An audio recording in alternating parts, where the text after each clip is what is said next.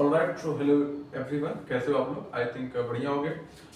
कल का दिन थोड़ा अच्छा नहीं था क्योंकि मैं ऑब्वियसली लेक्चर तो रिकॉर्ड कर रहा था, बट प्रॉब्लम्स आ रही थी। प्रॉब्लम्स आ रही थी कि मैं लेक्चर रिकॉर्ड कर रहा था अपने आप, पता नहीं क्यों वीडियो पॉज हो जा रहा था, वीडियो आगे रिकॉर्ड नहीं हो पा रहा था, तो कल का ऐसा ही लेक्चर छूटना पड़ा। आज क्या करेंगे, आज होप करते हैं कि ये सारे प्रॉब्लम्स ना हो, और आज हम लोग बेसिकली कल जो लेक्चर्स बचे, उसके जो कुछ टॉपिक्स बचे रह गए थे, उन सब चीज़ों को पूरा करेंगे, उसको पूरा करते हुए आगे बढ़ेंगे, ठीक है। और अब से आपके लेक्चर्स आसान होते चले जाएंगे। मतलब ठीक है, हम लोगों को टाइम लगा था, वुड्स रिएक्शन में बहुत टाइम लगा था, उसके बाद ये अब आप क्या देखोगे कि जो आने वाले रिएक्शन, 2-3 रिएक्शन ऐसे हैं जो बिल्कुल वुड्स रिएक्शन की तरह सिमिलर है। ये भी बिल्कुल से सिमिलर ही है। अगर आप डायरेक्ट प्रोडक्ट बनाने जा रहे हो ना कॉल्वे इलेक्ट्रोलिसिस से, तो डायरेक्ट प्रोडक्ट तो बिल्कुल वुड्स रिएक्शन की तरह ही आसानी से बन जाएगा। हाँ, मैकेनिज्म से कुछ क्वेश्चंस पूछे जा सकते हैं, रिलेटेड हो सकते हैं। अब वो कुछ क्वेश्चंस क्या थे वो मैंने आपको भी डिस्कस कर दूंगा, तो ठीक है। तो मैं एक अंदाज पे शुरू करता हूँ। अंदाज क्या है, मतलब कि मुझे क्या लग रहा है कि मैंने शायद आपको कल ये बता दिया था कि एनोड पूरा पढ़ा दिया था। कैथोड पे क्या होता है बेसिकली, तो आप देख रहे हो कैथोड पे बेसिकली क्या होता था। कैथोड पे क्या होता था, हाँ सभी बता रहा हूँ। तो कैथोड बेसिकली क्या होता था कि जो हमारा इलेक्ट्रोलिसिस है वो सिर्फ और सिर्फ, वो हमारा जो इलेक्ट्रोलिसिस है वो सिर्फ और सिर्फ आपके कार्बोक्सिलिक एसिड साल्ट का तो हो नहीं रहा था। सही बात है ना। इलेक्ट्रोलिसिस सिर्फ और सिर्फ कार्बोक्सिलिक एसिड साल्ट का तो हो नहीं रहा था। इलेक्ट्रोलिसिस बेसिकली एक चीज और का हो रहा था। वो दूसरा चीज क्या था जिसका इलेक्ट्रोलिसिस हो रहा था, वो था वाटर। इलेक्ट्रोलिसिस साथ में हमारा H2O का भी हो रहा था। तो बेसिकली जब H2O का इलेक्ट्रोलिसिस हो रहा था तो वो क्या मिला था, H पॉजिटिव प्लस अब OH नेगेटिव। जब H2O का इलेक्ट्रोलिसिस हो रहा था भाई, तो यही तो मिल रहा था। Yes sir. तो ये बेसिकली क्या किया था, ये जो है वो कैथोड पे जाके, ये जो है वो कैथोड पे जाके, ये जो H पॉजिटिव है वो कैथोड पे जाके एक इलेक्ट्रॉन को गेन कर रहा था, और क्या बन जा रहा था, H रेडिकल। क्या बन जा रहा था, H रेडिकल, ठीक है। और उसके बाद ये H रेडिकल अकेला भाई एक ही H रेडिकल तो बन नहीं रहा होगा, बहुत सारे H रेडिकल बन रहे होंगे। हाँ सर। तो दो H रेडिकल आपस में कंबाइन करते थे, दो H रेडिकल आपस में कंबाइन करते थे, और क्या कर लेते थे, H2 मॉलिक्यूल बना लेते थे। और जो H2 मॉलिक्यूल है वो गैस है, ठीक है, और पानी में इनसोल्यूबल है। तो क्या होता था, कैथोड की तरफ से, कैथोड वाली तरफ से स्केप आउट हो जाते थे सॉल्यूशन में से, ठीक है। Yes sir. अब एक बात ध्यान देना, एक जरूरी बात ध्यान देना। जरूरी बात यह है बेटा कि आप लोग पहले समरी देख लो। समरी में क्या था कि हमारा जो एनोड था, एनोड पे क्या बना, आर बना और CO2 बना, है ना। और जो हमारा कैथोड है, कैथोड पे क्या बना, हमारा H2 गैस बना।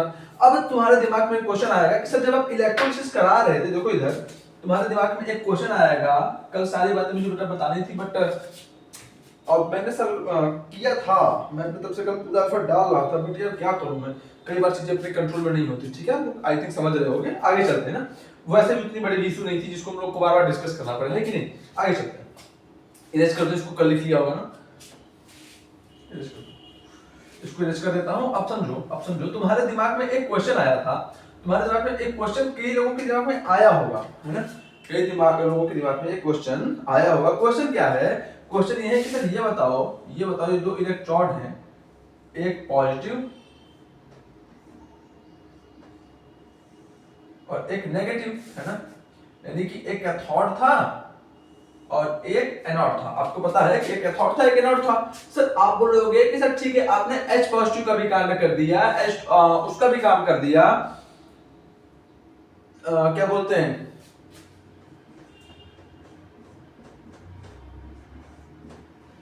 ठीक है, इस आयन का भी सर बोलोगे कि आपने सर करा दिया। लेकिन आप मुझे ये बताओ कि सर सॉल्यूशन में ये जो Na पॉजिटिव बचा है, इसका सर आपने कुछ क्यों नहीं करवाया।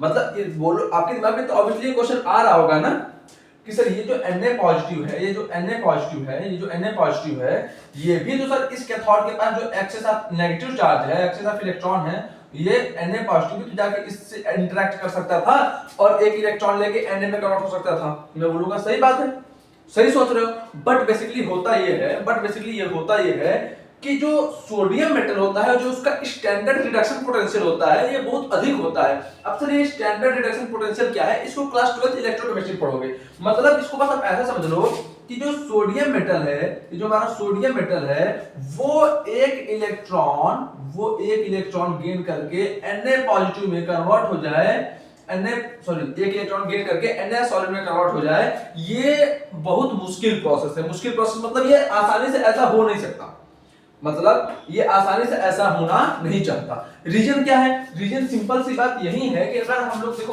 Na जो है, अगर हम लोग Na का इलेक्ट्रॉनिक कॉन्फ़िगरेशन देखते हैं, Na का अगर हम Na का यानी कि सोडियम का अगर हम लोग इलेक्ट्रॉनिक कॉन्फ़िगरेशन देखते हैं तो 281 उससे भी कर लो, है ना। वो आप जो सोच रहे हो ना कि सर 1s, ठीक है, 1s2 2s2, बेसिक मैं इन सब इलेक्ट्रॉनिक कॉन्फ़िगरेशन पे जा नहीं रहा हूं, मैं इलेक्ट्रॉनिक कॉन्फ़िगरेशन पे जा नहीं रहा हूं। मैं यहां से बस आपको एक चीज समझाना चाह रहा हूं, वो चीज ये है कि जैसे सोडियम अपने लास्ट शेल से इस एक इलेक्ट्रॉन को लूज करता है, इसके लास्ट शेल में बचते हैं 2 और 8, और जिसके लास्ट शेल में 8 इलेक्ट्रॉन होते हैं वो बंदा होता है स्टेबल। तो यहां पे Na पॉजिटिव ऑलरेडी क्या है? स्टेबल है ना, ऑलरेडी क्या है? स्टेबल है, जिस वजह से ये एक इलेक्ट्रॉन गेन करके Na सॉलिड जल्दी बनना नहीं चाहता। इस वजह से मैंने यहाँ पे इलेक्ट्रोलिसिस के दौरान सोडियम को Na में कन्वर्ट नहीं किया था, ठीक है। रीजन क्या है? क्योंकि जो हमारा सोडियम मेटल है उसका जो स्टैंडर्ड रिडक्शन पोटेंशियल है ना, देखो रिडक्शन ही तो हो रहा है इसका, तो जो इसका स्टैंडर्ड रिडक्शन पोटेंशियल है वो क्या है? हाई, मतलब अधिक होता है। इसका स्टैंडर्ड रिडक्शन पोटेंशियल क्या होता है बेटा? हाई होता है। तो आप चाहो तो लिख भी सकते हो as the standard reduction potential of sodium metal is higher, that's why during electrolysis sodium metals generally not convert into Na positive ion, generally not convert into sodium metal, ठीक है। इसको मैं दोबारा बोल देता हूं कि as standard reduction potential of sodium metal is generally high, that's why Na positive ions do not convert into sodium metal during electrolysis, ठीक है। ये बात क्लियर है, समझ में आ गई ये बात। तो एक क्वेश्चन ये बन सकता था, आपके दिमाग में आ सकता था, इसको मैंने बता दिया कि सर ये ऐसा, लेकिन एक बात ध्यान देना, कुछ बुक्स में लिखा है, कुछ बुक्स में ये चीज मेंशन है कि जो है आपका सोडियम मेटल वो क्या करता है, वो एक इलेक्ट्रॉन लेकर सोडियम Na सॉलिड में कन्वर्ट हो जाता है, और पानी में क्या है? पानी में H2O है, तो क्या सोडियम मेटल पानी के साथ रिएक्ट करके NaOH बना लेता है। कल देखा था हमने, किताब में कुछ लिखा हुआ है बट वो प्रॉपर नहीं है, ठीक है। तो कुछ मैंने और अच्छी किताबें जो देखी थी, स्टैंडर्ड किताबें, उसमें बेसिकली जो मैकेनिज्म मैंने बताया था H2O का इलेक्ट्रोलिसिस करके, वही मैकेनिज्म दिए हुए हैं, तो हम लोग इसी को फॉलो करेंगे। समझ में आया बात को? ये प्रोसेस क्लियर है? तो बेटा कुछ क्वेश्चंस ये बन सकते थे, एनोड पे क्या होता था, तो बोलोगे कि सर एनोड पे बेसिकली ये जो था बंदा, एनोड पे जो ये बंदा था वो R C double bond O इसमें कन्वर्ट हो जाता था, है कि नहीं, ठीक है, इसमें कन्वर्ट हो जाता था। इसके बाद 5 इलेक्ट्रॉन बचते थे। अब देखो पहले ये गिनो, चलो एक काम करता हूं ना, लिख लो पहले लिख लो, फिर मैं इरेज करके अच्छे से लिखता हूं। जो कैथोड एनोड पे क्या हो रहा है उसको इरेज करके मैं अच्छे से लिखता हूं। पहले आप क्या करो, कैथोड एनोड पे क्या हो रहा है उसको मैं इरेज करके अच्छे से लिखता हूं। पहले आप इसको नोट डाउन कर लो, है ना, कर लिया। चलो इरेज करता हूं।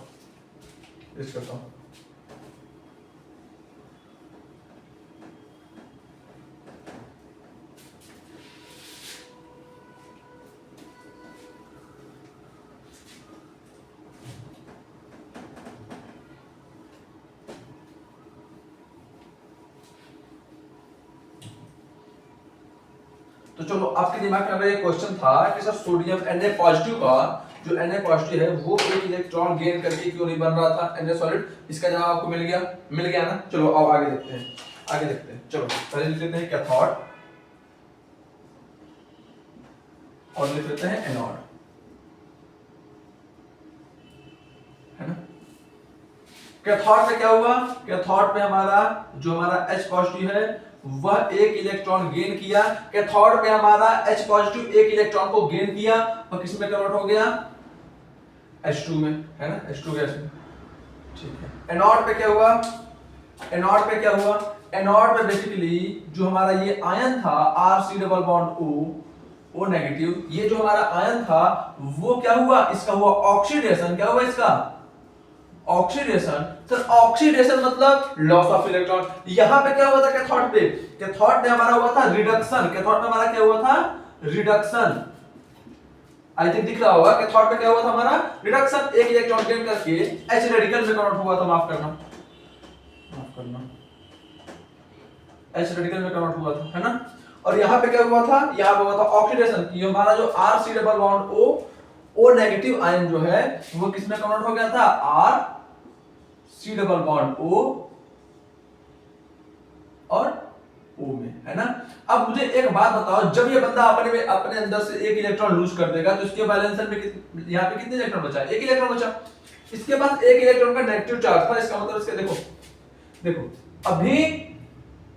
अभी देखो इधर ध्यान दो, ये जो ऑक्सीजन है इसके पास कितने इलेक्ट्रॉन्स है, फिलहाल इसके लास्ट शेल में से कितने इलेक्ट्रॉन्स है, तो बोलोगे कि सर ऑक्सीजन 16th ग्रुप का एलिमेंट है, इसका मतलब उसके लास्ट शेल में होने चाहिए 6 इलेक्ट्रॉन, लास्ट शेल में होने चाहिए उसके 6 इलेक्ट्रॉन, लेकिन यहाँ पे इसने एक बॉन्ड बना रखा है, तो यहाँ पे जब इसने एक बॉन्ड बना रखा है तो इस बॉन्ड के भी 2 इलेक्ट्रॉन इसके ही वैलेंस शेल में आएंगे। हाँ सर, अच्छा कर लो पहले 6, 2 2 4 2 2 4 2 6, सर एक ये हो गया और एक नेगेटिव चार्ज की वजह से हो गया, यानी इसके पास 8 इलेक्ट्रॉन थे।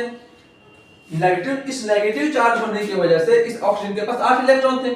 समझ पा रहे बात को, सर 8 इलेक्ट्रॉन कैसे थे, सिंपल सी बात देख लो ना भाई कि ऑक्सीजन के वैलेंस शेल में होते हैं कितने इलेक्ट्रॉन, वैलेंस शेल में 6 इलेक्ट्रॉन होते हैं। तो चलो सबसे पहले हम लोग 6 इलेक्ट्रॉन बना लेते हैं, ऑक्सीजन के वैलेंस शेल में होते हैं 6 इलेक्ट्रॉन, तो सबसे पहले हम लोग क्या करते हैं 6 इलेक्ट्रॉन बना लेते हैं, 1 2 3 4, है ना। ये क्या हो गया 5 6 कर लिया 5 6 कर लिया, है ना। 1 2 3 4 5, और ये छठवां इलेक्ट्रॉन जो बॉन्डिंग में पार्टिसिपेट किया हुआ है, और यहाँ पे एक इलेक्ट्रॉन इस कार्बन का भी होगा, एक बॉन्ड में 2 इलेक्ट्रॉन होते हैं, पता है ना आपको। हाँ सर, तो यहाँ पे अभी इस ऑक्सीजन के पास कितने इलेक्ट्रॉन दिख रहे हैं इसके वैलेंस शेल में, तो बोलोगे कि इसके वैलेंस शेल में अभी 7 इलेक्ट्रॉन दिख रहे हैं, लेकिन नेगेटिव चार्ज है इस ऑक्सीजन पे, क्या है एक नेगेटिव चार्ज है, इसका मतलब इसके पास एक एक्स्ट्रा इलेक्ट्रॉन है, तो वो जो एक नेगेटिव चार्ज होने की वजह से जो एक एक्स्ट्रा इलेक्ट्रॉन है उसको मैंने ऐसे लिख लिया, इस तरह से लिख दिया, कोई डाउट यहाँ पे। अब देखो अगर मैं इस ऑक्सीजन का लास्ट शेल में इलेक्ट्रॉन्स गिनना शुरू करूं बॉन्डिंग के बाद और नेगेटिव चार्ज आने के बाद, तो 2 2 4 2 6 2 8, देखिए 8 इलेक्ट्रॉन है, कोई डाउट नहीं सर। अब बेसिकली क्या हुआ, ऑक्सीडेशन की जब इसका हुआ ऑक्सीडेशन, तो इसने क्या किया एक इलेक्ट्रॉन को लूज किया, तभी तो न्यूट्रल हुआ। जब इसने एक इलेक्ट्रॉन को लूज किया तो वहां पे बेसिकली क्या हो गया, अब इसके लास्ट में कितने इलेक्ट्रॉन बच गए, 2 2 4 2 6 एक साथ। और मैंने क्या बताया था, ऐसे स्पीशीज जिसके लास्ट शेल में ऑड नंबर ऑफ इलेक्ट्रॉन बच जाए उनको हम लोग क्या बोलते हैं भैया, उनको बोलते हैं रेडिकल। इसका मतलब कहीं ना कहीं यहाँ पे हमारा फॉर्मेशन ऑफ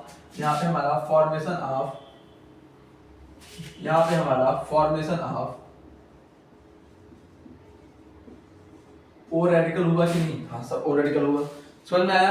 अब देखो आगे क्या होता है, R C double bond O, ये हो गया रेडिकल। अब देखो तुमको तो पता है कि ऑक्सीजन तो बहुत अच्छा इलेक्ट्रोनेगेटिव एलिमेंट है, हाँ सर पता है, और ये अब यहाँ पे जबरदस्ती का काम करना शुरू करता है। जबरदस्ती का काम क्या, ये बोलता है कि देख भाई मेरे अंदर बहुत अधिक ताकत है, अब तू कुछ भी कर, मेरे लास्ट में 8 इलेक्ट्रॉन कर, चाहे जैसे हो, मुझे उससे मतलब नहीं है। अब ये जोर लगा देगा कि इसके लास्ट में हो जाए 8 इलेक्ट्रॉन, ठीक है। तो अब यहाँ पे मजबूरन इस कार्बन को क्या करना पड़ता है, ये करना पड़ता है कि बॉन्डिंग में जो 2 इलेक्ट्रॉन शेयर हुए हैं, ये जो बॉन्डिंग में 2 इलेक्ट्रॉन शेयर हुए हैं, मजबूरन इस कार्बन को इस तरह से शिफ्ट कराना पड़ जाता है। रीजन क्या है, ये अधिक इलेक्ट्रोनेगेटिव एलिमेंट है, हाँ सर, और ये पूरा जान लगा देगा इलेक्ट्रॉन को छीन के अपना ऑब्जेक्ट कंप्लीट करने के लिए, क्योंकि यहाँ पे भी 7 इलेक्ट्रॉन के लास्ट में, तो 7 इलेक्ट्रॉन तो बंदा स्टेबल फ्रेंड है, ये तो चाहेगा कि इसका 8 हो जाए। यस सर बिल्कुल ठीक बात बोल रहे हो। तो अब आगे देखते हैं, तो जब इस तरह से बॉन्ड शिफ्ट होगा तो ये तो 4 है ना, ये तो ऑक्सीजन 4 रहा है कि अब इसका 8 कंप्लीट होता, 8 कैसे कंप्लीट होगा, 8 कंप्लीट करने के लिए जब इस पे लगता है जोर जबरदस्ती करने, 8 कंप्लीट करने के लिए जब ऑक्सीजन इस कार्बन से जोर जबरदस्ती लगता है करने, तो बेसिकली ये कार्बन क्या करता है, होमोलिटिकली R और C के बीच के बॉन्ड को तोड़ देता है। जब होमोलिटिकली R और C के बॉन्ड को तोड़ता है तो क्या बन जाता है, R C double bond O radical और C रेडिकल। अब ये दोनों रेडिकल आपस में कंबाइन करके एक बॉन्ड फॉर्म कर लेते हैं, और वो स्ट्रक्चर कैसा बन जाता है, R रेडिकल, माफ करना बेटा, R प्लस, है ना, R रेडिकल प्लस। जब ये बॉन्ड होमोलिटिकली ब्रेक होगा तो यहाँ पे R रेडिकल बन जाएगा, प्लस ये स्ट्रक्चर बन गया, ठीक है बेटा। हाँ सर, अब क्या हो गया, ये R रेडिकल और ये रेडिकल और ये रेडिकल जब आपस में कंबाइन करेंगे तो एक बॉन्ड बना लेंगे। तो स्ट्रक्चर कैसा हो जाएगा, C double bond O double bond O, यानी कि R रेडिकल तो CO2 का हमारा बन गया, R रेडिकल तो CO2 बन गया। और फाइनली ये जो R रेडिकल है, अब एक ही R रेडिकल तो बना नहीं होगा ना, अरे भाई मॉलिक्यूल्स में कितने million trillion of R radical बन गए होंगे। हम लोग अगर इतना सा भी थोड़ा सा भी अगर सैंपल लेते हैं तो उसमें पता नहीं कितने मोल्स होंगे, कितने मिलियन ट्रिलियन मोल्स होंगे सैंपल में। समझ में आ रहा है, कितने मिलियन ट्रिलियन मोल्स ऑफ ये आयन होंगे सैंपल में। यस सर, बहुत मिलियन आयंस होंगे सैंपल में। अब सुनो बात को, अगर इतने मोल्स हैं आयन, तो एक मोल में 6.023 × 10⁻23 मॉलिक्यूल्स होते हैं। मतलब मॉलिक्यूल्स का अमाउंट बहुत अधिक है। इसका मतलब कि जो हमारा R रेडिकल है, हमारा जो R रेडिकल है बहुत अधिक बना होगा। हाँ सर, तो ये जो R रेडिकल है किसी अपने जैसे दूसरे R रेडिकल को देखेगा, उसके साथ कंबाइन कर लेगा और क्या बना लेगा, R बना लेगा। क्या बना लेगा, R बना लेगा। समझ गया बात को। और यहाँ पे क्या होगा, बेसिकली यहाँ पे क्या होगा, यहाँ पे हमारा H रेडिकल बन गया। अब ये जो H रेडिकल बन गया, ये सिमिलरली दूसरे H रेडिकल के साथ कंबाइन करेगा और क्या बना लेगा, H2 गैस बना लेगा। क्या बना लेगा, H2 गैस बना लेगा और सॉल्यूशन से स्केप आउट कर जाएगा। सॉल्यूशन में बच क्या गया, तो बोलोगे कि जो सॉल्यूशन है उसमें Na positive plus of OH negative बच गया और ये दोनों आपस में कंबाइन करके क्या बना लेंगे, NaOH। अब जब NaOH बच गया तो NaOH का जो pH होता है वो क्या होता है, 7 से अधिक होता है और सॉल्यूशन क्या हो जाएगा, सॉल्यूशन हमारा हो जाएगा बेसिक। सॉल्यूशन हमारा क्या हो जाएगा, बेसिक हो जाएगा। तो यही सारे पॉइंट्स थे, सारे इंपॉर्टेंट पॉइंट्स मैंने कर लिए डिस्कस। ठीक है, अब इससे एक्स्ट्रा कुछ पॉइंट नहीं है। अब ध्यान देना कि सर यहाँ पे R रेडिकल आपस में कंबाइन कर रहे हैं, टर्मिनेट कर रहे हैं, तो टर्मिनेशन में हमेशा दो प्रोडक्ट पॉसिबल है, एक डिस्प्रपोर्शनेशन और एक और क्या, और एक हमारा होगा कॉम्बिनेशन। तो बेसिकली मैंने आपको कल ट्रेंड बता दिया था कि जो डिस्प्रपोर्शनेशन होता है, जो डिस्प्रपोर्शनेशन होता है, जो डिस्प्रपोर्शनेशन होता है वो सबसे अच्छा कहां होता है, 3 डिग्री रेडिकल में, फिर 2 डिग्री रेडिकल में, फिर 1 डिग्री रेडिकल में। तो समझो अगर हम लोग ये चाहते हैं कि हमको अल्कीन की का अमाउंट थोड़ा सा अधिक मिले तो हम लोग 2 डिग्री रेडिकल को प्रीफर करेंगे। सर 3 डिग्री क्यों नहीं, मैं बोलता हूं कि 3 डिग्री में डिस्प्रोपोर्शनेशन सबसे अधिक हो जाएगा, मान सकता हूं उसमें सबसे अधिक होगा, बहुत अधिक हमको अल्कीन मिल जाएगा। लेकिन अगर 3 डिग्री, अगर हम लोग जो हमारा ये जो R ग्रुप है, अगर हम लोग इसको 3 डिग्री कर देंगे तो हमारा यहाँ पे अल्केन का फॉर्मेशन नहीं होगा बल्कि ईस्टर बन जाएगा। क्या बन जाएगा, ईस्टर बन जाएगा। समझ में आया। तो इस वजह से हम लोग को करना क्या है, हम लोग करना फॉर्मेशन ऑफ अल्केन, जिसके लिए हम लोग क्या करते हैं, 2 डिग्री और 1 डिग्री कार्बोक्सिलिक एसिड को ही रखते हैं। समझ में आया। मतलब ये जो हमारा R ग्रुप है, ये जो हमारा R ग्रुप है, इसकी डिग्री या तो 2 होनी चाहिए या तो 1 होनी चाहिए, यानी कि 1 डिग्री या फिर 2 डिग्री R ग्रुप रखते हैं क्योंकि हमको फॉर्मेशन करना है अल्केन का। समझ गए। तो ध्यान से बात लिख लेना, for the formation of alkane from Kolbe electrolysis it is must to take R group 1 degree और 2 डिग्री, यानी कि R ग्रुप तो 1 डिग्री होना चाहिए या फिर 2 डिग्री होना चाहिए। ठीक है, इसको लिख लो। अब क्या करते हैं, कुछ क्वेश्चंस कर लेते हैं और उसके बाद हम लोग आगे मूव करते हैं। क्वेश्चन बिल्कुल इसका फिर शॉर्टकट बता दूंगा, उसके बाद क्वेश्चन करते हैं। क्वेश्चन बिल्कुल वुड्स रिएक्शन की तरह होंगे, बहुत आसानी से। ठीक है, चलो कर लो, इसको लिख लो जल्दी से लिख लो। समझ में आ गया सारी बातें ना, बोलो यार, खूब आ गया होगा, आसान था।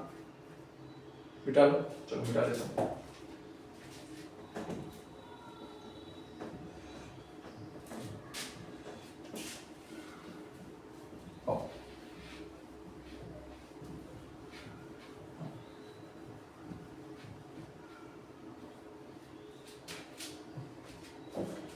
Shortcut,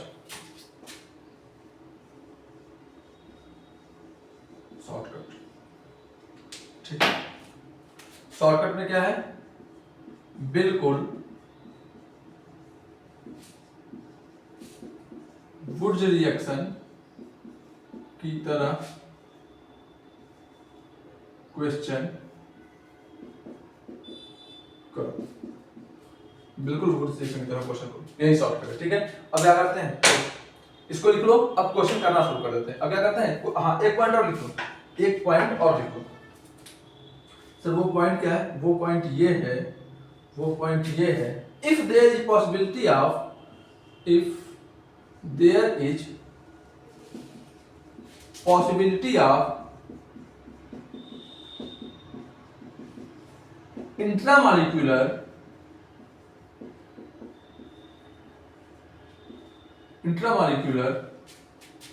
if there is possibility of intramolecular radical termination,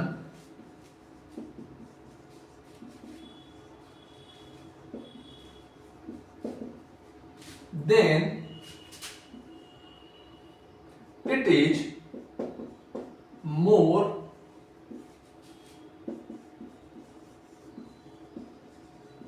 preferable than intermolecular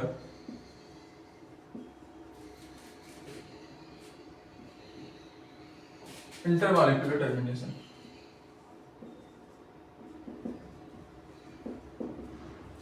समझ में आया बात? ठीक है, लिखो जल्दी से लिखो, फिर क्वेश्चन करना शुरू कर देते हैं। अब बस आप ये समझो कि जो जो प्रॉब्लम्स वहां पे आ सकती थी अब वुड्स रिएक्शन में, वो सारी प्रॉब्लम यहाँ पे आ सकती हैं, क्योंकि यहाँ पे भी लास्ट में क्या हो रहा है बेटा?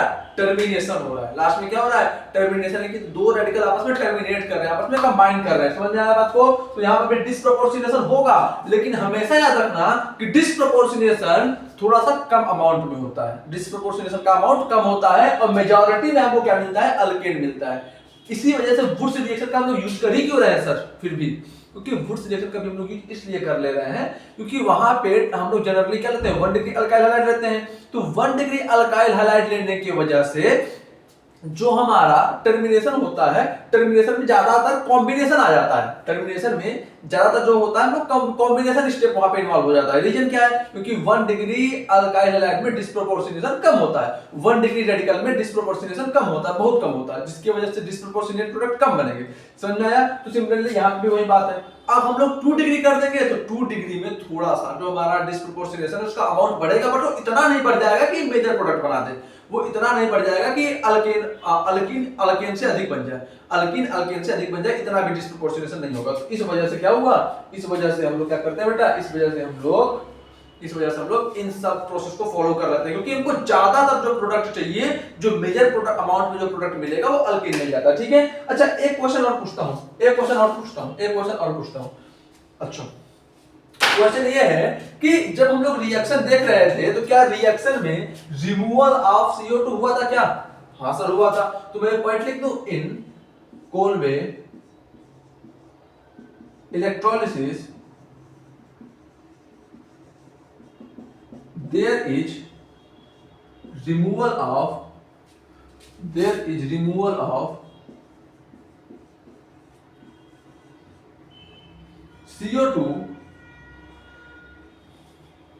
CO2 take place, therefore the reaction can also be said as decarboxylation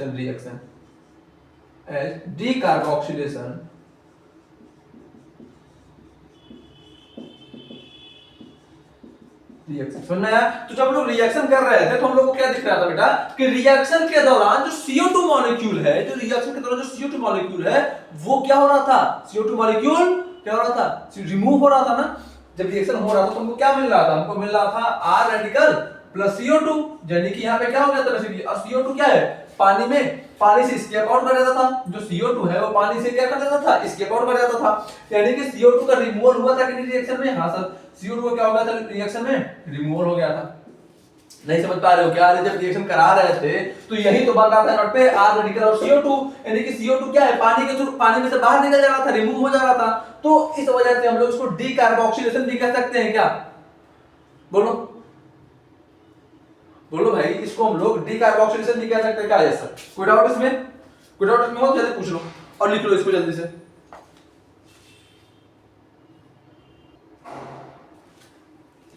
समझ पाए बात को? तो यहाँ पे बेसिकली क्या हुआ बेटा? यहाँ पे क्या हुआ इस रिएक्शन में बेसिकली क्या हुआ था? हमारा रिमूवल ऑफ CO2 हुआ था। इस वजह से हम लोग इसको डीकार्बोक्सिलेशन रिएक्शन भी कह देते हैं। कोई डाउट नहीं है ना? लिख लिया? चलो अब कुछ 1-2 पॉइंट्स और लिखते हैं और हम लोग आगे बढ़ना शुरू कर देते हैं। एक दो पॉइंट्स और लिखते हैं और हम लोग क्या करते हैं, आगे बढ़ना शुरू कर देते हैं।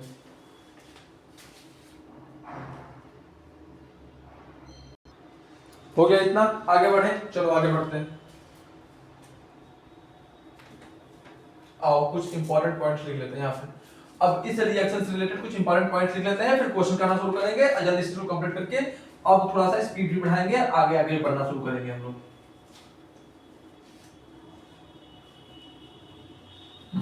चलो सबसे पहला पॉइंट ये बताओ, सबसे पहला पॉइंट ये बताओ, क्या इस रिएक्शन में मीथेन बन सकता है? इस रिएक्शन में CH2 का फॉर्मेशन हो सकता है? नहीं सर। तो सबसे पहला पॉइंट मैं ये लिखता हूं, Kolbe electrolysis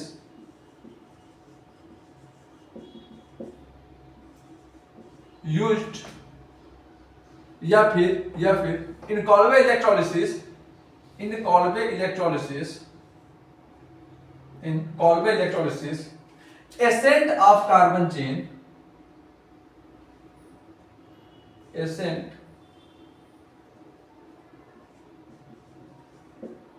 of carbon chain, ascent of carbon chain will happen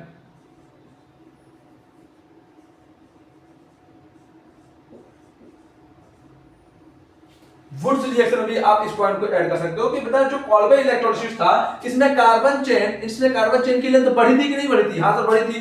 तो इसको हम लोग एसेंट ऑफ कार्बन चेन नहीं बोल सकते क्या? Yes sir. समझ पा रहे हो तो कि एसेंट मतलब क्या, कि चेन का यानी कि चेन में नंबर ऑफ कार्बन्स का बढ़ जाना। समझ में आया? एसेंट मतलब बढ़ना, एसेंडिंग, एसेंट मतलब बढ़ना, एसेंडिंग से है। समझ में आया? तो कॉल्बे इलेक्ट्रोलिसिस के दौरान क्या होता था, हम लोगों ने सर देखा था कि जो कॉल्बे इलेक्ट्रोलिसिस था उसमें दो रेडिकल आपस में कंबाइन करते थे, और जब दो चीजें आपस में, जब दो कार्बन के रेडिकल आपस में कंबाइन करेंगे तो बेसिकली कार्बन का नंबर बढ़ जाएगा ना? हाँ सर बिल्कुल बढ़ जाएगा। तो इस वजह से हम लोग कॉल्बे इलेक्ट्रोलिसिस को क्या कह सकते हैं? एसेंट ऑफ कार्बन चेन भी कह सकते हैं कि कॉल्बे इलेक्ट्रोलिसिस में एसेंट ऑफ कार्बन चेन होता था। समझ में आया? पहली बात समझ में आई। दूसरी बात और इंपॉर्टेंट बात, क्या मीथेन का प्रिपरेशन पॉसिबल है कॉल्बे इलेक्ट्रोलिसिस से? सर बिल्कुल पॉसिबल नहीं है। तो हम लोग यही लिख देंगे CH4 can not be prepared using Kolbe electrolysis. समझ में आ रहा बात को? यानी कि हम लोग CH4 का भी प्रिपरेशन कॉल्बे इलेक्ट्रोलिसिस का यूज करके, CH4 का प्रिपरेशन कॉल्बे इलेक्ट्रोलिसिस का यूज करके नहीं कर सकते। समझ में आया? सिंपल सी बात। क्यों सर? क्योंकि कॉल्बे इलेक्ट्रोलिसिस में एसेंट ऑफ चेन होता है, दो रेडिकल आपस में कंबाइन कर जाएंगे, और जब दो रेडिकल आपस में कंबाइन कर जाएंगे तो जो सबसे छोटा हमको बनेगा, जो सबसे छोटा अल्केन बनेगा, वो कहीं ना कहीं CH3 यानी कि इथेन ही तो बनेगा, जो सबसे छोटा अल्केन बनेगा। क्यों? क्योंकि दो रेडिकल आपस में कंबाइन कर रहे हैं। एक एग्जांपल समझ लो कि अगर हम लोग ऐसा ले लें, CH3 C double bond O OH या फिर ONA, इसका जब हम लोग इलेक्ट्रोलिसिस करेंगे तो बेसिकली सबसे पहले मैंने क्या बताया कि CH3 का रेडिकल बना दो, शॉर्टकट से करते हैं। इसका रेडिकल बनाओ और इसको दूसरे CH3 के साथ ऐड कर दो, तो क्या बन जाएगा? CH3 यही ना बनेगा? सर पहले जो सबसे छोटा अल्केन बनेगा तो यही ना बनेगा? हाँ सर यही बनेगा। तो आप इस बात को समझ पाए कि CH4 का प्रिपरेशन यहाँ पे नहीं हो पाएगा। सुन रहे हैं? जो सबसे छोटा अल्केन जो होगा, जो सबसे छोटा alkane, the smallest alkane which can be prepared with the help of Kolbe electrolysis is ethane. समझ गए बात को? चलो इरेज करो इसको इरेज कर देता हूं, आगे देखते हैं।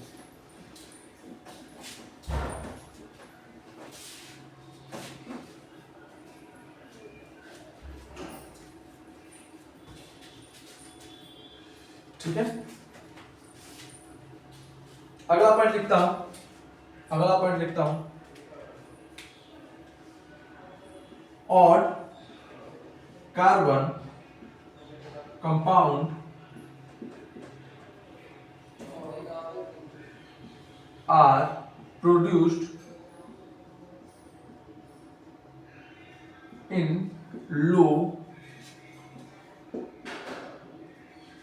yield in Kolbe electrolysis। यानी कि कॉल्बे इलेक्ट्रोलिसिस का यूज करके अगर हम लोग ऐसा कंपाउंड, ऐसा अल्केन बनाना चाह रहे हैं जिसमें ऑड नंबर ऑफ कार्बन हो तो उसका अमाउंट बहुत कम बनता है ना, उसका अमाउंट बहुत कम बनता है। जैसे वुड्स रिएक्शन देखा था, रीजन समझ में आ रहा है कि वुड्स रिएक्शन जैसे कॉम्बिनेशन हो रहा था ना, याद करो, पेज पलटो रिवाइज करो, मैं दोबारा नहीं बताने जा रहा। वुड्स रिएक्शन में जब कंबाइन हो रहा था तो हम लोगों ने क्या देखा था कि जो ऑड नंबर ऑफ कार्बन वाले अल्केन थे, जो ऑड नंबर ऑफ कार्बन वाले अल्केन थे, उनका प्रिपरेशन, उनका जो अमाउंट बन रहा था वो कम बन रहा था, है कि नहीं? हाँ सर। तो सिमिलरली यहां भी ऑड कार्बन वाले कंपाउंड जो है बहुत कम मात्रा में बनते हैं, किससे? वुड्स रिएक्शन से। इस वजह से हम लोग क्या करते हैं, that is Y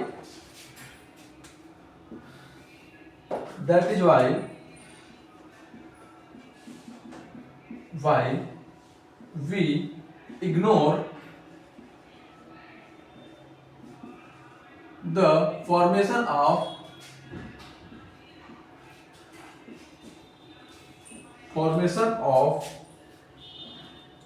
alkane containing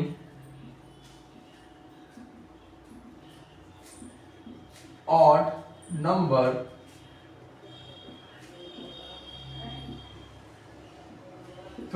तो क्योंकि इनका जो ऑड नंबर ऑफ कार्बन वाले अल्केन है, इनका जो ये जो प्रोडक्ट बनता है, इसका जो यील्ड होता है, इसका जो यील्ड होता है यानी कि इसका जो मात्रा होता है, इसका जो अमाउंट होता है वो कम होता है। इस वजह से हम लोग इग्नोर ही कर देते हैं कोलबा इलेक्ट्रोलिसिस से ऑड नंबर ऑफ अल्केन को बनाना। समझ में आया बात? हाँ सर, इसमें कोई दिक्कत नहीं। और सिमिलरली जो हमारा अनसिमेट्रिकल अल्केन होता है, अनसिमेट्रिकल अल्केन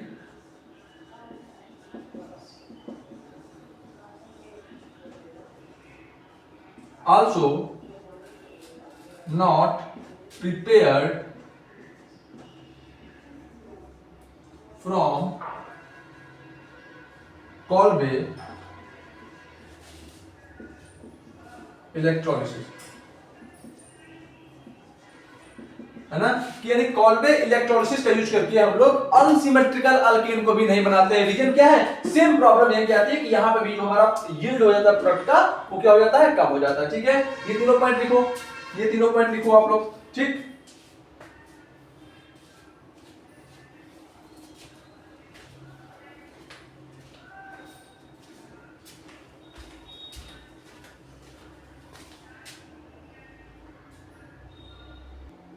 ठीक है। अब चलो एक लास्ट पॉइंट लिख लेते हैं, उसके बाद हम लोग क्या करते हैं, वुड्स रिएक्शन को कंप्लीट करते हैं। ठीक, इतना लिख लिया होगा। अब लास्ट पॉइंट को समझना ध्यान से, ना लास्ट पॉइंट को थोड़ा सा ध्यान से समझना। वो लास्ट पॉइंट है क्या? लास्ट पॉइंट वो है क्या? ठीक है। तो बेसिकली मैंने आपको क्या बताया था? मैंने आपको ये बताया था कि जब हम लोग वुड्स रिएक्शन करा रहे होते हैं तो लास्ट स्टेप में क्या था? एनोड पे आर रेडिकल और आर रेडिकल आपस में कंबाइन कर रहे होते थे। हाँ सर, कर रहे होते थे। तो इसका मतलब यहाँ पे सर डिस्प्रोपोर्शनेशन भी तो हो सकता था। अरे मानता हूं 1 डिग्री 2 डिग्री के केस में डिस्प्रोपोर्शनेशन कम होता है, लेकिन होता तो है ना। हाँ सर, तो इसी पॉइंट को हम लोग लिख लेते हैं, सिंपल सी बात है। इसी पॉइंट को हम लोग क्या कर लेते हैं, लिख लेते हैं। ठीक, तो वो पॉइंट क्या होता है? Disproportionation reaction, disproportionation reaction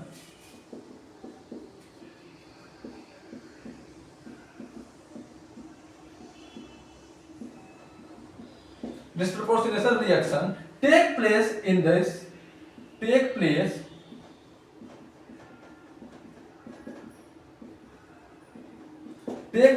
in this reaction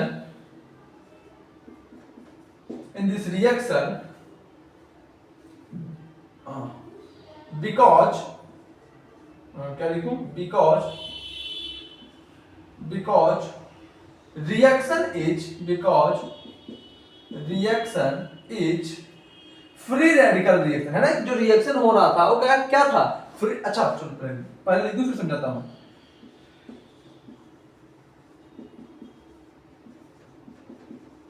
है ना, तो तुमसे जैसे वुड्स रिएक्शन का अगर आप लोग क्वेश्चन सॉल्व करते हो तो उसमें एक चीज पूछ लेता है ना कि वुड्स रिएक्शन जो होता है उसका क्या था मैकेनिज्म, तो उसमें आप लोग बता देते हैं कि रेडिकल मैकेनिज्म था। सिमिलरली यहाँ पे भी क्या होता है? रेडिकल मैकेनिज्म होता है। और अगर रेडिकल मैकेनिज्म हो रहा है इसका मतलब डिस्प्रोपोर्शनेशन हो सकता है कि नहीं? हाँ सर, बिल्कुल हो सकता है। एक एग्जांपल लिख लो इसके नीचे और या उसके बाद हमारा कोलबे इलेक्ट्रोलिसिस हो जाएगा तैयार। एग्जांपल लिख लो। एग्जांपल में क्या है? CH3 CH2 C double bond O और O इसको मैं K लिख देता हूं, है ना। ये हो गया, इसका हम लोगों ने कर दिया H2O इलेक्ट्रोलिसिस।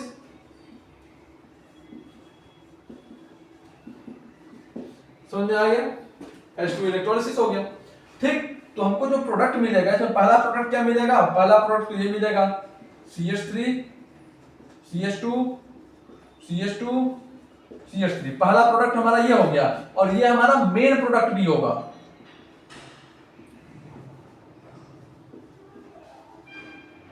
ये हमारा मेन प्रोडक्ट भी होगा।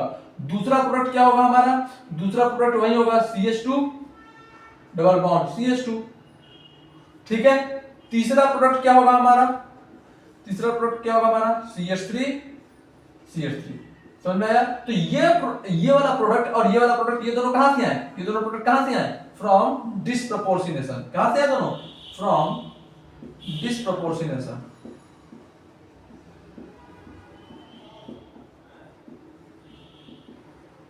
समझ में आया बात, ये दोनों प्रोडक्ट कहां से आए, डिस्प्रपोर्शनेशन से आए। कोई डाउट, जल्दी से लिख लो इसको।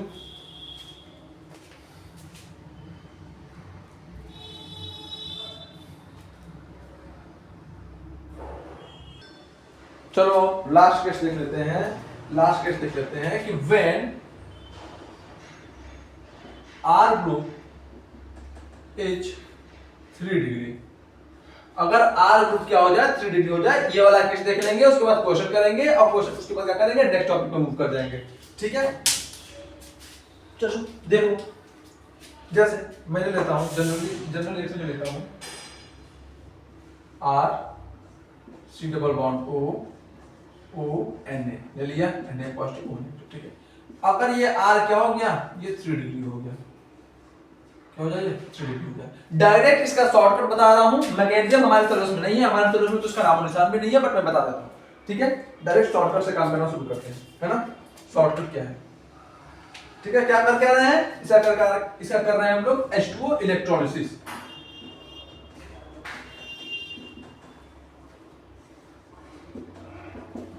समझ में आया बात, आओ देखते हैं क्या होगा। शॉर्टकट लिखो, क्या लिखो, शॉर्टकट।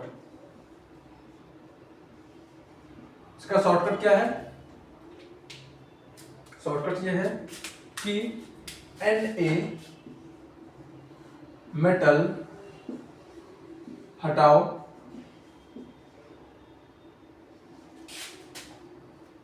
उसके जगह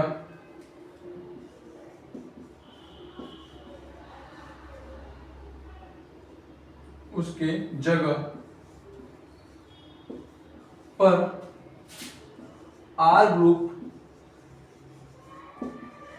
को जोड़ दो, इसलिए क्या कर दो, R ग्रुप को जोड़ दो। ये हो गया हमारा शॉर्टकट। इसको लिखो, एक एग्जांपल करके दिखाता हूं, एक एग्जांपल करके दिखाता हूं, ठीक है। जैसे मैंने ये ले लिया,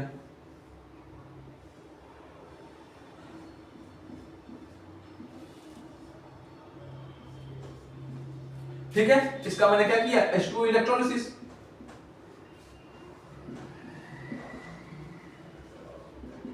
अब सबसे पहले देखो कि ये जो बंदा है, ये जो R ग्रुप है, ये जो कार्बन है, जो इस कार्बन से अटैच है, वो क्या है, इस बार बोलोगे सर ये जो R ग्रुप है वो 3 डिग्री है। क्या है, बोलोगे सर ये 3 डिग्री है। तो 3 डिग्री केस में क्या करना है, 3 डिग्री केस में ये करना है कि सोडियम को हटाओ और इस ग्रुप को यहां पे जोड़ दो, एक बार हो गया।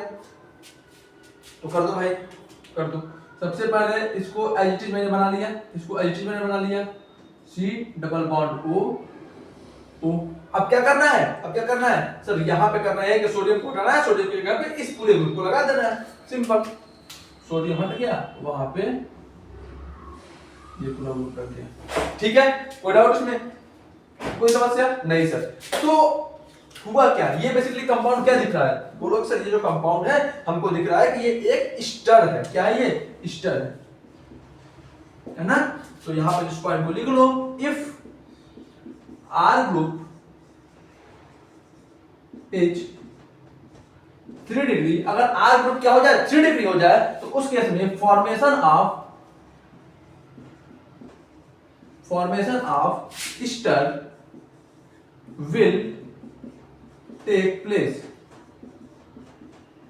है ना, कि अगर अगर आर ग्रुप जो है, आर ग्रुप अगर जो है हमारा, अगर आर ग्रुप 3 डिग्री हो जाए तो उस केस में क्या होता है, फॉर्मेशन ऑफ ईस्टर हो जाता है ना। कोई डाउट इसमें? लिख लिया इसको, जल्दी से लिख लो, जल्दी लिख लो।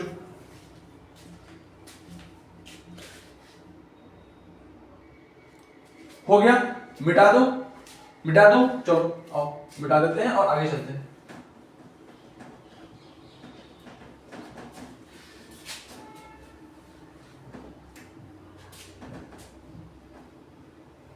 ठीक है, तो एक पॉइंट लिख लो, एक लास्ट पॉइंट लिख लो और हम लोग चलते हैं क्वेश्चन करने। लास्ट पॉइंट क्या है, इन या फिर इसको ऐसे लिखो, Kolbe's electrolysis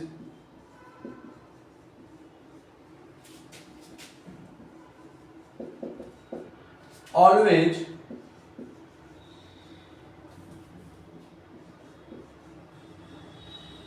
happens in Colbage electrolysis always happens in presence of, सुना है, यानी कि जो हमारा कॉल्बेज इलेक्ट्रोलिसिस है वो हमेशा वाटर के ही प्रेजेंस में होगा, अगर वाटर नहीं है तो वहां पे कॉल्बेज इलेक्ट्रोलिसिस हम लोग नहीं कराएंगे। समझ आया? अब चलते हैं क्वेश्चन करने। अब क्या करते हैं, करते हैं क्वेश्चन करने चलते हैं। ठीक है, चलो क्वेश्चन करते हैं। ठीक है, CH3 CH2 CH2 C double bond O O and A। क्या करना है इसका, हमको क्या करना है, इलेक्ट्रोलिसिस। ठीक है, जल्दी से प्रोडक्ट लिखना शुरू करो। पहला क्वेश्चन ये हो गया, दूसरा क्वेश्चन ये हो गया ना, CH3 CH2। ठीक है,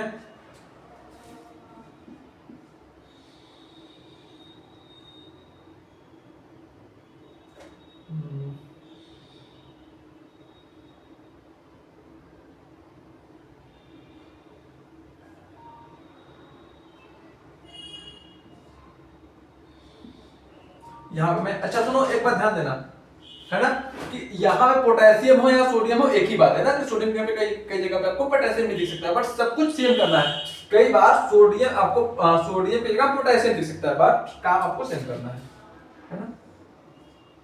इलेक्ट्रोलिसिस करके इसका भी, ठीक है, इसका भी प्रोडक्ट लिखो।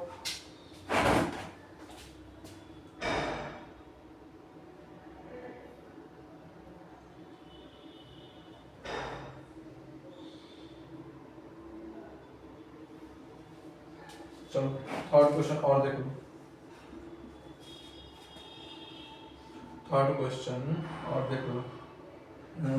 क्या दूं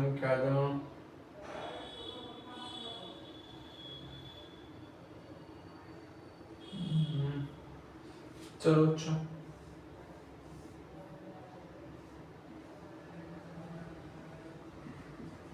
इसका कर दो इलेक्ट्रोलिसिस।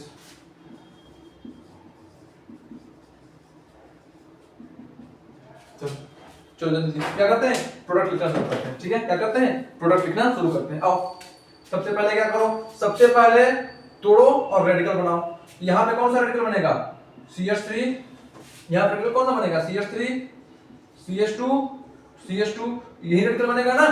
तो सिमिलर बिल्कुल इसके जैसा एक और मॉलिक्यूल ले लो, CH3 CH2 CH2। सबसे पहले रेडिकल बनाओ, सबसे पहले रेडिकल बनाओ, सब रेडिकल बना लिया। अब जो रेडिकल बन गया, जिस देखो इस मॉलिक्यूल का रेडिकल बनाना, हाँ सर, अब ऐसा ही एक और मॉलिक्यूल ले लो। क्यों? क्योंकि सर हमारे पास तो इलेक्ट्रोलिसिस के दौरान बहुत सारे ऐसे रेडिकल हमारे पास जनरेट हुए होंगे। बिल्कुल ठीक बात है, तो ऐसे दो मॉलिक्यूल ले लिया। अब क्या करो, दोनों को कंबाइन कर दो, दोनों को कंबाइन कर दो। समझ में आया? हाँ सर, तो कर लो कंबाइन। क्या बन जाएगा product, CH3 CH2 CH, sorry यहाँ पे CH2 होगा ना, CH2। अब इसको जोड़ दिया है तो CH2 CH2 CH3। डिस्प्रपोर्शनेशन वाला प्रोडक्ट भी बनेगा, बट वो बहुत कम अमाउंट में बनेगा और वो बाई प्रोडक्ट होगा, तो उसको हम लोग यहाँ पे मेंशन नहीं करेंगे। हम लोग हमेशा ऑर्गेनिक केमिस्ट्री के रिएक्शन में मेन प्रोडक्ट को मेंशन करते हैं, समझ में आया? तो ये हमारा क्या हो गया, मेन प्रोडक्ट। समझ में आया? अगला क्वेश्चन करें, चलो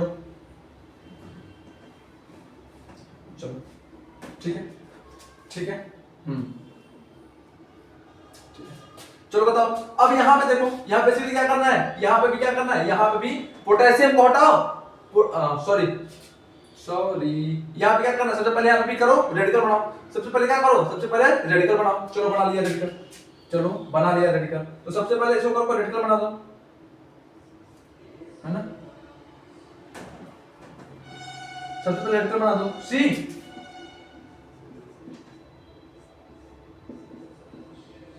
ठीक है, रेडिकल बना दो, यहां बन गया रेडिकल। अब क्या कर दो, इसको दूसरे रेडिकल से कंबाइन कर दो, तो दूसरा रेडिकल कुछ ऐसा कर लो, ठीक है। अब इन दोनों कर दो कंबाइन, क्या बन जाएगा, प्रोडक्ट जो हमारा बन जाएगा वो ये हो जाएगा।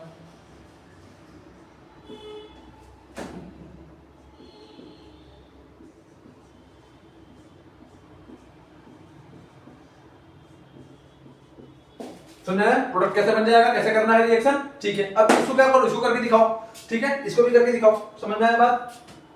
चलो इसको करो, इसको कैसे करोगे, सबसे पहले क्या करो, बॉन्ड को ब्रेक करो, रेडिकल बनाओ और इस रेडिकल को खुद के साथ जोड़ दो, तो सबसे पहले जो हमारा रेडिकल बनेगा कुछ ऐसा रेडिकल बन जाएगा, हाँ सर ऐसा रेडिकल बन जाएगा। अब क्या करोगे, अब क्या करोगे बताओ, इसको क्या करो, इसको थोड़ा सा उल्टा कर दो, इस स्ट्रक्चर को थोड़ा सा उल्टा कर दो, इस स्ट्रक्चर को थोड़ा सा उल्टा कर दो, ऐसा हो जाएगा, है ना? एक रेडिकल यहाँ पे, अब इन दोनों रेडिकल को आपस में कंबाइन कर दो, अब प्रोडक्ट बना दो, तो प्रोडक्ट कैसा बन गया,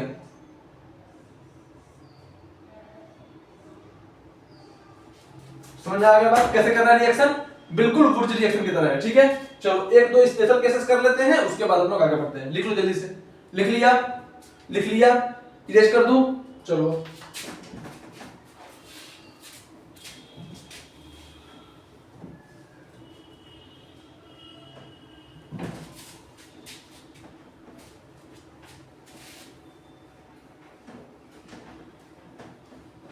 शॉर्टकट क्या है भैया, शॉर्टकट कुछ नहीं है, शॉर्टकट में पहले रेडिकल बनाओ, शॉर्टकट में क्या है, पहले रेडिकल बनाओ,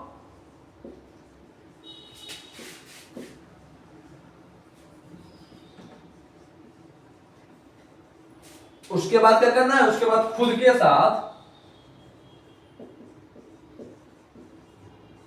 जोड़ दो, सिंपल सी बात है, उस रेडिकल को खुद के साथ जोड़ दो, ठीक है। आगे देखो, जैसे मैंने एक एग्जांपल ले लिया, एक एग्जांपल ये है ना, सी डबल बॉन्ड ओ ओ की, ठीक है। इसका कर रहा है हम लोग इलेक्ट्रोलिसिस, क्या कर रहे हैं इसका इलेक्ट्रोलिसिस। तो सबसे पहले क्या करना है, सबसे पहले बना लो रेडिकल,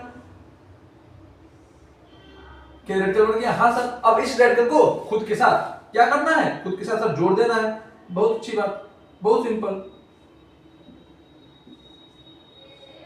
समझ गया बात को, हाँ सर। इन दोनों को खुद के साथ जोड़ दोगे मॉलिक्यूल कैसा हो जाएगा, मॉलिक्यूल ऐसा हो जाएगा,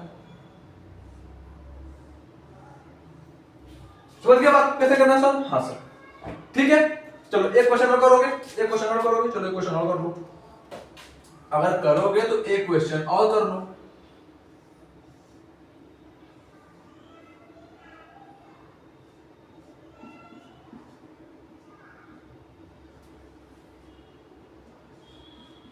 ठीक है। चलो करो इसको, इसका भी क्या करना है, इसका भी करना है इलेक्ट्रोलिसिस, ठीक है। सबसे पहले क्या करो, सबसे पहले बनाओ रेडिकल, सबसे पहले क्या करना है, सबसे पहले रेडिकल बनाना है, बना दो रेडिकल,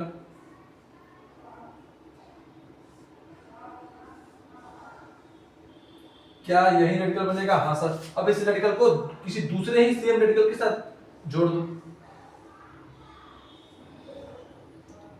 बन गया ये, हाँ सर। अब इन दोनों क्या करना है, आपस में जोड़ देना है, क्या बन गया प्रोडक्ट।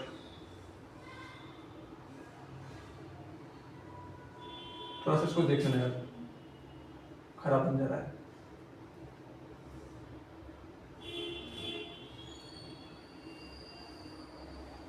ठीक है, तो कैसे करना है, कैसे करना है डी कार्बोक्सिलेशन। देखो जो हमारा कॉल्बे इलेक्ट्रोलिसिस है वो डी कार्बोक्सिलेशन रिएक्शन का एक पार्ट है। देखो जो हमारे डी कार्बोक्सिलेशन होते हैं, जो हमारे डी कार्बोक्सिलेशन रिएक्शन है वो दो टाइप से होते हैं। एक टाइप है with the help of Kolbe electrolysis और एक जो है with the help of soda lime electro क्या करते हैं, with the help of soda lime reaction. समझ में आया?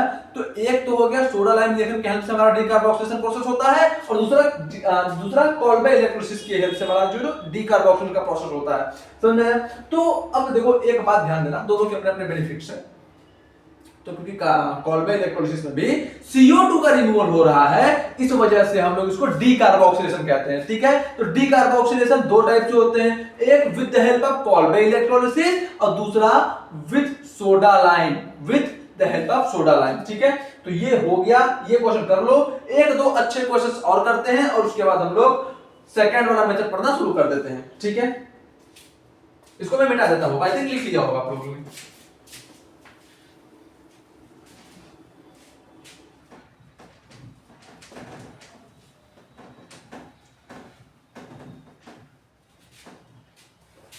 चलो भाई, चलो ध्यान दो, एक अच्छा सवाल है ना, अच्छा क्वेश्चन। मैंने ब्लैक से लिखता हूं, मैंने आपको भी क्या बताया था, क्या मैंने अभी आपको एक बात बताया, एक बात लिखवाया कि इंट्रामॉलिक्यूलर रिएक्शन होने का अगर चांस बनता है यहां पे तो कर देना, इंटरमॉलिक्यूलर मत करना।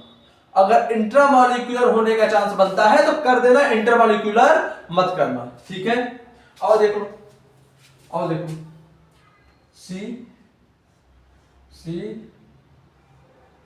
C double bond O, C double bond O, ठीक है, 1 2,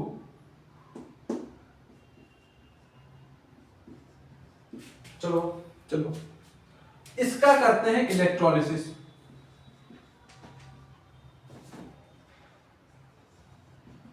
इसका क्या करते हैं, इलेक्ट्रोलिसिस। अब देखो, तो बेसिकली जब हम लोग इलेक्ट्रोलिसिस कर रहे थे, ध्यान समझो बात को, कि सब जब हम लोग इलेक्ट्रोलिसिस कर रहे थे तो कहीं ना कहीं ये वाला जो ग्रुप था, ये पूरा रिमूव हो रहा था। हाँ सर, ये रिमूव हो रहा था और इसके रिमूवल की वजह से हमारा रेडिकल का जनरेशन होता था कि नहीं? हाँ सर। तो सबसे पहले इन दोनों ग्रुप को रिमूव करो, रेडिकल फॉर्म करो। तो रेडिकल कैसा फॉर्म हो जाएगा? CH2 radical, CH2 radical. हाँ सर, ये दोनों रेडिकल फॉर्म होगा ना? बिल्कुल। अब इन दोनों रेडिकल को आपस में कंबाइन कर दो। कर दिया सर, इन दोनों रेडिकल को आपस में कंबाइन कर देंगे। तो जब दो इलेक्ट्रॉन पार्टिसिपेट कर लेंगे तो क्या बन जाएगा? एक बॉन्ड बन जाएगा। तुम्हारा स्ट्रक्चर कैसा हो जाएगा? CH2 double bond CH2। समझ में आ गया बात? समझ में आ गया बात? कोई दिक्कत यहाँ पे? कोई दिक्कत यहाँ पे? ठीक है, जल्दी से लिख लो। अच्छा, अगला क्वेश्चन कर लेते हैं, अगला क्वेश्चन कर लेते हैं, अगला क्वेश्चन कर लेते हैं। एक क्वेश्चन ये हो गया, एक क्वेश्चन ये हो गया। तो यहां से एक बात समझ में आ गया आपको कि कोल्बे इलेक्ट्रोलिसिस का यूज करके हम लोग मेजर प्रोडक्ट के रूप में अल्कीन भी बना सकते हैं। कोल्बे इलेक्ट्रोलिसिस का यूज करके मेजर प्रोडक्ट में हम लोग अल्कीन भी बना सकते हैं। कब? If the carboxylic acid salt group is attached to adjacent carbons, यानी कि अगर कार्बोक्सिलिक एसिड सॉल्ट वाले ग्रुप एक दूसरे के एडजेसेंट कार्बन से अटैच हैं, उस केस में हमारा अल्कीन का भी फॉर्मेशन हो सकता है और अल्काइन का भी फॉर्मेशन हो सकता है। एक अल्काइन वाला लिंकेज देख लेते हैं। चलो मैंने ये ले लिया, C double bond C COO Na COO Na, है ना? H कर लो। समझ में आ गया बात? अब करते हैं इसका इलेक्ट्रोलिसिस। अब हम लोग इसका इलेक्ट्रोलिसिस करते हैं। ठीक बात है? हाँ सर। अब इसका जब इलेक्ट्रोलिसिस करेंगे तो सिमिलरली ये वाला ग्रुप रिमूव हो रहा था। हाँ सर, ये दोनों ग्रुप रिमूव हो रहे थे। इनको रिमूव कराओ, रेडिकल बनाओ। तो जब इनको रिमूव करा के, जब इन दोनों ग्रुप को हम लोग रिमूव करा के रेडिकल बनाएंगे तो रेडिकल कैसा बनेगा बताओ? जब इन दोनों ग्रुप को हम लोग रिमूव कराएंगे और रेडिकल बनाएंगे तो रेडिकल कैसा बनेगा? रेडिकल ऐसा ही बनेगा, C डबल बॉन्ड C, यहाँ पे H, यहाँ पे H, ये रेडिकल और ये रेडिकल। और ये जब दोनों रेडिकल आपस में कंबाइन करेंगे तो एक बॉन्ड फॉर्म कर देंगे, और जब बॉन्ड फॉर्म कर देंगे तो स्ट्रक्चर कैसा हो जाएगा? CH ट्रिपल बॉन्ड CH है ना। तो ये क्या हो गया, ये हमारा हो गया था अल्कीन, ये हमारा हो गया था अल्कीन, और ये हमारा क्या हो गया अल्काइन। क्या हो गया ये हमारा अल्काइन। समझ में आया बात। तो with the help of Kolbe electrolysis we can also prepare alkene and alkyne if the carboxylic acid salt group are attached to adjacent carbon. समझ में आया, आपको सीधे सीधे दिखता है ये चीज, ये बातों को भी आप लोग नोट कर लो। समझ में आया बात, ठीक है ठीक है। चलो आई थिंक नोट कर लिया होगा, ठीक है, आई थिंक आप लोगों ने नोट कर लिया होगा। 1 मिनट टाइम है आपके पास। हाँ भाई, तो देखो चलो अगला क्वेश्चन क्या है, the alkane obtained by the electrolysis of potassium acetate. यानी कि अगर हम लोग पोटेशियम एसीटेट का इलेक्ट्रोलिसिस करते हैं तो वो कौन सा, सुनना है, हमको कौन सा अल्केन मिलता है, ठीक है। तो सबसे पहले आपको तो ये पता होना चाहिए कि सर ये पोटेशियम एसीटेट होता क्या है। आपको ये पता होना चाहिए कि सर जो पोटेशियम एसीटेट ये क्या होता है, कैसा दिखता है, समझ में आया। तो सबसे पहले आप लोग ये याद रख लो, ये जो होता है इसको हम लोग कहते हैं एसीटेट आयन। इसको हम लोग क्या कहते हैं, एसीटेट आयन। जो ये स्ट्रक्चर है, इस स्ट्रक्चर को हम लोग क्या बोलते हैं बेटा, एसीटेट आयन। अब बेसिकली इस एसीटेट आयन से हम लोग क्या कर देंगे, एक पोटेशियम को ऐड कर देंगे, क्या हो गया पोटेशियम एसीटेट। अब पोटेशियम एसीटेट का जब आप लोग कराओगे इलेक्ट्रोलिसिस तो वो क्या मिलेगा प्रोडक्ट, तो बोलोगे सर बहुत आसान हो गया, जो हमको प्रोडक्ट मिलेगा वो ये मिलेगा। क्या ये बात नहीं पता था आपको, क्या ये बात आपको नहीं पता था, क्या ये चीज आपको नहीं समझ में आती थी। आसान था भाई, कर लिए, खुद से हो गया ना। पोटेशियम एसीटेट का स्ट्रक्चर ये होता है, ये याद रखना कि ये बंदा जो है इसको कहते हैं एसीटेट आयन, ठीक है। कोई डाउट इसमें, जल्दी लिख लो, लिख लिया। चलो अब रिदेश करते हैं, क्या करता हूं। अब देखो अगर आप लोगों ने लिख लिया होगा तो जो बेसिकली हमारा डी कार्बोक्सिलेशन रिएक्शन है वो 2 पार्ट्स में थे। एक पार्ट 1 में क्या पढ़े थे हम लोग, कॉल्बे इलेक्ट्रोलिसिस, अब ये कंप्लीट हो गया है। अब D carboxylation reaction with the help of soda lime हम लोग पढ़ने जा रहे हैं, ठीक। ये बहुत इंपॉर्टेंट स्टेप है। सर ये इंपॉर्टेंट स्टेप कैसे है, क्योंकि इस जो सेकंड वाला हम लोग पढ़ने जा रहे हैं ना, D carboxylation reaction with the help of soda lime, इस चीज का यूज करके कई जगह पे कन्वर्जन क्वेश्चन आपको देखने को मिलेंगे। देखो सुनो, जब आप क्लास 12 ऑर्गेनिक में जाओगे ना तो वहां पे केवल रिएक्शंस होंगे, वहां पे बहुत अधिक रिएक्शंस होंगे, और रिएक्शन में कन्वर्जन क्वेश्चन भी आते हैं, ठीक। सर एक कन्वर्जन क्वेश्चन क्या होता है, कन्वर्जन क्वेश्चन बेसिकली इस टाइप के क्वेश्चन होते हैं कि आपको एक रिएक्टेंट दे देगा, अब बोल देगा कि इस रिएक्टेंट से कोई ये बी प्रोडक्ट बना। अब कौन सा रिएजेंट हम लोगों ने यूज किया, तो वो रिएजेंट का नाम पूछ सकता है, या फिर वो ये बोल सकता है कि इससे इस प्रोडक्ट से हमको ये प्रोडक्ट बना के दो। वो ये बोल सकता है कि इस प्रोडक्ट से हमको ये प्रोडक्ट बना के दो। तो आप कैसे बनाओगे, जब आपको रिएजेंट्स पता होंगे, ठीक है। तो कन्वर्जन क्वेश्चन में इसका बहुत यूज होता है। तो क्या होता है हम लोग आगे देख लेंगे, बट हमें ये पता चल गया कि सर इसका एक पार्ट कंप्लीट हो गया, अब हम लोग दूसरा पार्ट शुरू करने जा रहे हैं, ठीक है। तो बहुत ध्यान से देखना, अब बहुत आसान और बहुत अच्छा और इंपॉर्टेंट पार्ट है ना। जो अनदर में देखो, क्योंकि ये ना जो ये वाला जो पार्ट है, जो ये वाला पार्ट है, वह अल्केन की प्रिपरेशन का बहुत अच्छा मेथड है, ठीक है। तो हेडिंग डाल लो डी कार्बोक्सिलेशन रिएक्शन, हेडिंग सबसे पहले डाल लो डी कार्बोक्सिलेशन रिएक्शन।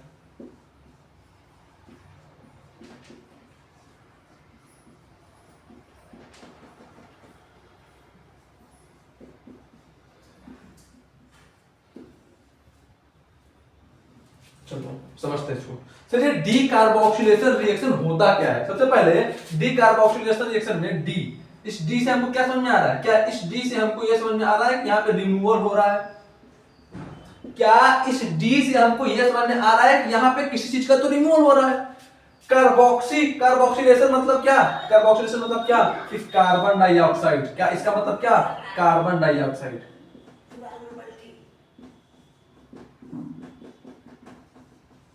इसका मतलब क्या हुआ, कार्बन डाइऑक्साइड। समझ में आया। तो डी कार्बोक्सिलेशन रिएक्शन क्या होता है, a type of reaction where removal of a type of reaction और a type of organic reaction where removal of carbon dioxide take place, that reaction is known as decarboxylation reaction, ठीक है। समझ गए, definition समझ गए। Decarboxylation reaction is a type of reaction where removal of carbon dioxide will take place. समझ गए बात को, ठीक है। अब देखो ये जो हम लोग डी कार्बोक्सिलेशन रिएक्शन करते हैं इसको कैसे करते हैं, इसको यहाँ जो हम लोग पार्ट 2 पढ़ रहे हैं डी कार्बोक्सिलेशन रिएक्शन का, पहले तो एक इलेक्ट्रोलिसिस हो गया, अब हम लोग यहाँ पे कैसे करेंगे डी कार्बोक्सिलेशन रिएक्शन, तुम लोग लिख लो here we do D carboxylation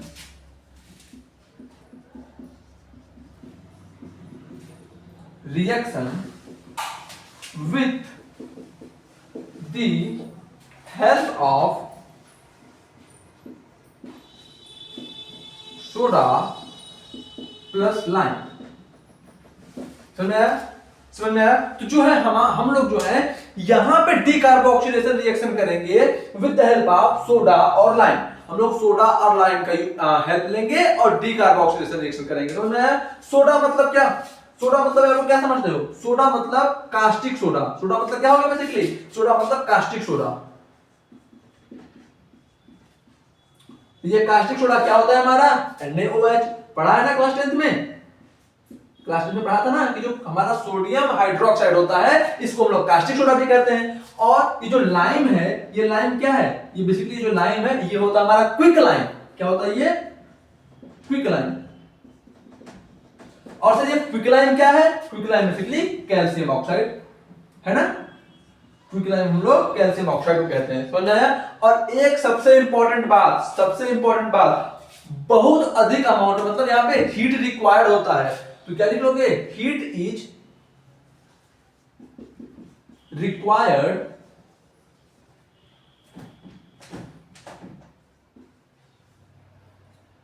in this reaction. यानी कि इस रिएक्शन में हीट जो है, हीट मतलब समझ रहे हो ना, इस रिएक्शन में हीट क्या होता है, रिक्वायर्ड मतलब हीट का रिक्वायरमेंट होता है। अगर हीट नहीं दोगे तो मुश्किलें आ जाएंगी। समझ में आया बात? तब आप जो प्रोडक्ट चाह रहे हो शायद वो प्रोडक्ट ना बने। तो heat energy is required in this reaction. Caustic मतलब NaOH, लाइम मतलब कैल्शियम ऑक्साइड। तो बेसिकली अब आप ये चीज समझ गए होंगे, बेसिकली अब आप ये चीज समझ गए होंगे कि अगर हमको क्या करना है, अगर हमको डी कार्बोक्सिलेशन करना है with the help of soda lime, then heat energy is required. ठीक है, समझ गए? तो चलो क्या करते हैं भैया, इसका हम लोग जनरल मेथड देख लेते हैं, है ना। पहले हम लोग जनरल स्टेप मेथड देख लेते हैं, फिर मैकेनिज्म देख लेंगे और फिर क्वेश्चन करना शुरू करेंगे। तो जो इसका जनरल मेथड है, इसमें हम लोगों ने लिया एक कार्बोक्सिलिक एसिड, इसका रिएक्शन किया हम लोगों ने NaOH प्लस CaO के मिक्सचर से, सोडा लाइम के मिक्सचर से हम लोगों ने इसका रिएक्शन किया इन प्रेजेंस ऑफ हीट। तो हमको जो प्रोडक्ट मिलता है वो प्रोडक्ट क्या मिल जाता है भैया, वो प्रोडक्ट मिल जाता है हमको RH। हमको जो प्रोडक्ट मिलता है वो प्रोडक्ट क्या मिल जाता है, अल्केन मिल जाता है। तो समझे आप लोग? तो इस स्टेप में क्या होता है, इस रिएक्शन में क्या होता है, बेसिकली हम लोग एक कार्बोक्सिलिक एसिड को लेते हैं, किसी कार्बोक्सिलिक एसिड को ले लेंगे, उस कार्बोक्सिलिक एसिड का रिएक्शन कराएंगे हम लोग सोडा और लाइम, यानी कि क्या समझ रहे हो, यानी कि NaOH और कैल्शियम ऑक्साइड के मिक्सचर के साथ इसका कराएंगे reaction in presence of heat. तो हमको जो प्रोडक्ट मिलेगा वो प्रोडक्ट क्या मिलेगा, RH। क्या मिलेगा, RH मतलब अल्केन। हमको जो प्रोडक्ट मिलेगा वो क्या होगा, अल्केन होगा। क्या होगा, अल्केन होगा। समझ आया बात को? अब क्या करते हैं भैया, अब देख लेते हैं इसका मैकेनिज्म। अब इसको स्टेप बाय स्टेप मैकेनिज्म के थ्रू समझ लेते हैं। समझ आया ये रिएक्शन का मैकेनिज्म क्या है? आओ मैकेनिज्म देखते हैं।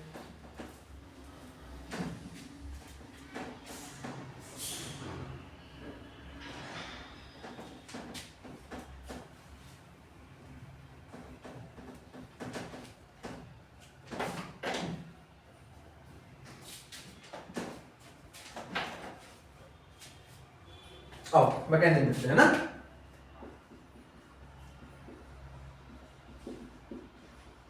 चलो सबसे पहला स्टेप क्या होता है, मैकेनिज्म का जो सबसे पहला स्टेप है, उस पहले स्टेप में ये जो हमारा कार्बोक्सिलिक एसिड है, वो क्या करता है, NaOH के साथ रिएक्ट करता है। क्या करता है, ये कार्बोक्सिलिक एसिड NaOH के साथ रिएक्ट करेगा। चलो बताओ प्रोडक्ट क्या मिलेगा, पहला स्टेप तो तुम ही बताओ, प्रोडक्ट क्या मिलेगा। क्या ये बंदा एक एसिड है? क्या ये बंदा एक एसिड है? हाँ सर, ये एक एसिड है। और क्या ये बंदा एक बेस है? बोलोगे यस सर, ये एक बेस है। तो जब एसिड और बेस आपस में इंटरेक्ट करते हैं तो उनको प्रोडक्ट क्या मिलता है? प्रोडक्ट मिलता है salt plus water. Salt plus water यानी कि बाय प्रोडक्ट यहाँ पे वाटर मिलेगा ही मिलेगा। ठीक है, सॉल्ट क्या मिलेगा? बोलो सॉल्ट क्या मिलेगा? तो बोलोगे कि सर सॉल्ट में एक केटायन होता है, एक एनायन होता है। तो जो हमको सॉल्ट मिलेगा वो सॉल्ट क्या? R C double bond O O N A, यही सॉल्ट होगा। हाँ सर, ये केटायन और ये एनायन वाला पार्ट।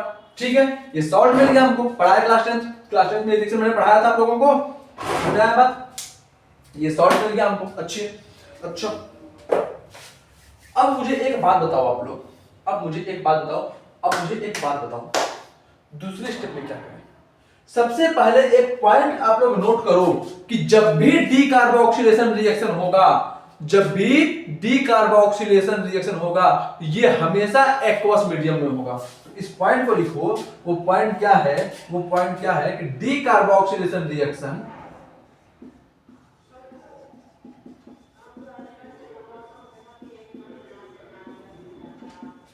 always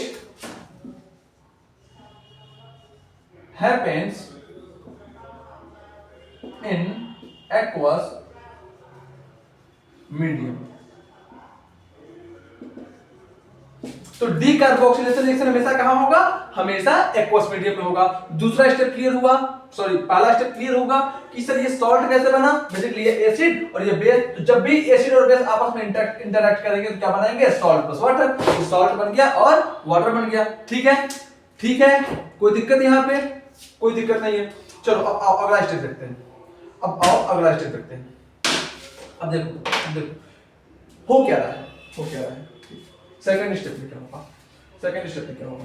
जो हमारा सेकंड स्टेप होगा, उस सेकंड स्टेप में ये जो हमारा कार्बोक्सिलेट, ये जो हमारा सोडियम एसीटेट है, माफ करना, जो सोडियम कार्बोक्सिलेट है, मतलब मैं आपको बस ये बताना चाह रहा हूं कि जो कार्बोक्सिलिक एसिड का जो साल्ट बना, जो कार्बोक्सिलिक एसिड का साल्ट बना, वो क्या करेगा? जो सेकंड स्टेप है, वो सेकंड स्टेप में एक आयन में कन्वर्ट हो जाएगा। समझ आया? अब बता रहा हूं कैसे।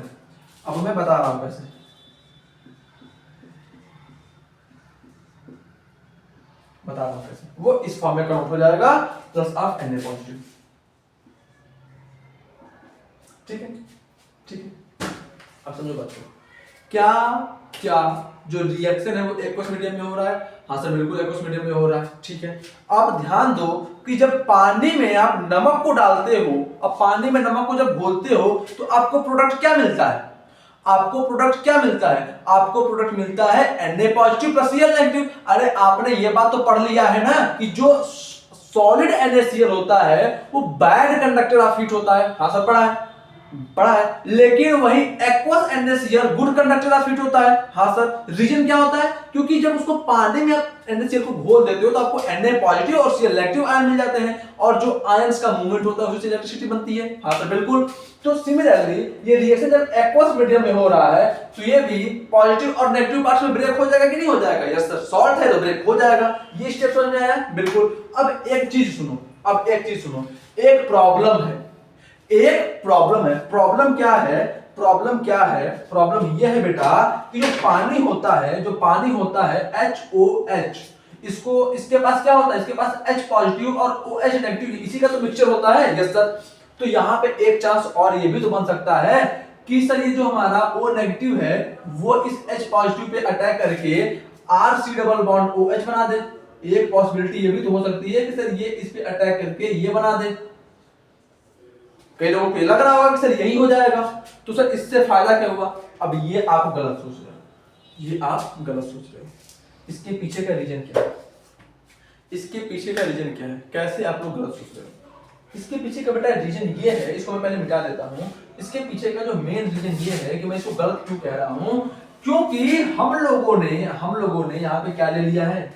हम लोगों ने यहाँ पे ले लिया है क्या? हम लोगों ने यहाँ पे ले लिया है NaOH। NaOH क्या है बेटा? सर NaOH एक बेस है। क्या है? बेस है, अच्छा खासा बेस है। और जो NaOH है वो क्या करेगा, यहां पे मैं लिख देता हूं NaOH provide the basic medium for the reaction.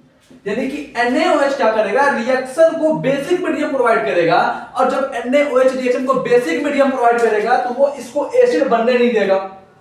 समझ पा रहे हो कैसे सर, जब NaOH बेसिक मीडियम की तरह प्रोवाइड करेगा तो बेसिकली ये H पॉजिटिव लेके एसिड तो बनेगा, है ना, हाँ सर बनेगा। तो जैसे ही एसिड बनेगा दोबारा वो ये बंदा बना देगा, जैसे ही ये बंदा एसिड बना उसको दोबारा इस फॉर्म में ला के यहां पे खड़ा कर देगा वो NaOH। समझ पा रहे हो बात को। अगर सपोज कर लो कि इसने H पॉजिटिव पानी से ले भी लिया, लेके बन गया एसिड, तो NaOH बेस की तरह काम कर रहा है ना, तो यहां से बेसिकली यही तो हो रहा है कि यहां से पहले NaOH के साथ ये बना, फिर ये दोबारा ये हो जाएगा। तो NaOH एक बेसिक मीडियम प्रोवाइड कर देता है जिसके वजह से ये दोबारा एसिडिक फॉर्म में कन्वर्ट नहीं होता। तो क्या हो जाएगा, यहां पे एक पॉइंट लिख लो मैं लिख देता हूं H NaOH provide the basic medium, therefore carboxylate ion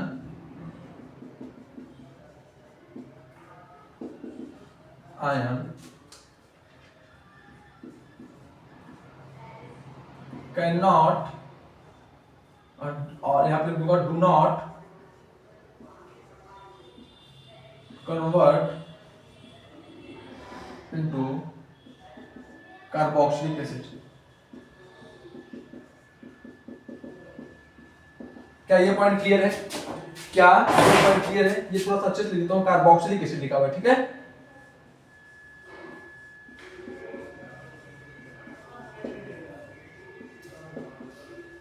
समझ में आया, तो तुम लोगों को ये बात क्लियर हुई कि सर ये बंदा कार्बोक्सिलिक एसिड क्यों नहीं बनेगा। सबसे पहले सेकंड स्टेप में क्या हुआ, सेकंड स्टेप में रिएक्शन एक्वस मीडियम में हो रहा है, तो जैसे पानी में Na पॉजिटिव Cl नेगेटिव बन जाता है, सिमिलरली यहां पे ये बंदा बन जाएगा R C double bond O negative और Na पॉजिटिव, ठीक है। पहला बात क्लियर हो गया। दूसरा बात ये हो गया कि sir there is a chance कि पानी से H पॉजिटिव लेके ये बंदा R C double bond OH carboxylic acid दोबारा बना दे। तो मैं क्या बोला कि बेटा जो हम लोगों ने सॉल्यूशन लिया है वो NaOH का लिया है, और NaOH सॉल्यूशन क्या करेगा, पानी को एक बेसिक मीडियम प्रोवाइड करेगा। और अगर NaOH सॉल्यूशन पानी को एक बेसिक मीडियम प्रोवाइड कर रहा है तो इसके लिए मुश्किल हो जाएगा कि पानी से H पॉजिटिव लेके दोबारा एसिड बनाए। समझ में आया बात। दूसरा स्टेप क्लियर हुआ, जल्दी से इसको लिख लो दूसरा स्टेप, उसके बाद हम लोग क्या करते हैं, थर्ड स्टेप पे जाते हैं।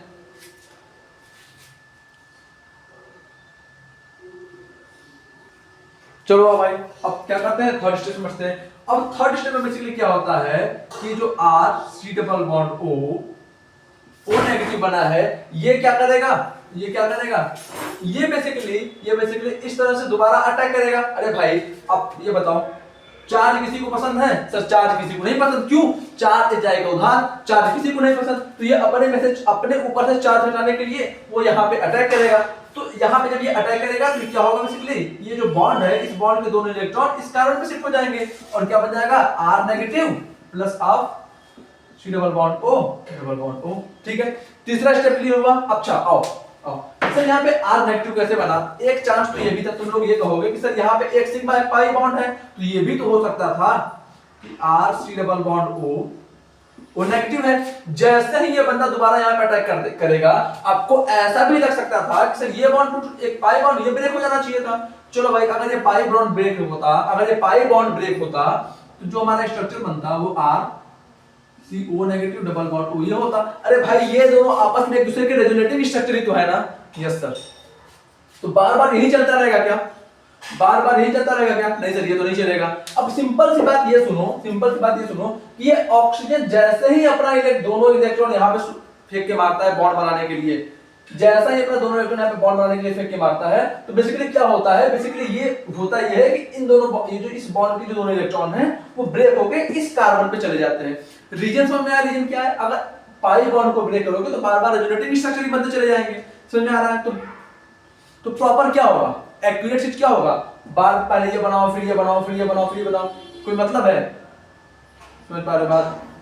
अरे बस आपको मैं ये बताना चाह रहा हूँ, आपको मैं बस ये बताना चाह रहा हूँ कि जब ये दोनों इलेक्ट्रॉन अपने ऊपर से एक लोन पेयर इस बॉन्ड में पार्टिसिपेट करेगा, जब अपने ऊपर से एक नेगेटिव चार्ज अपने ऊपर से ये लोन पेयर को यहाँ पे पार्टिसिपेट करेगा, तो ये दोनों बॉन्ड टूट के इस ऑक्सीजन के ऊपर चले जाएंगे। सर सिंपल सी बात समझ में आ रहा है?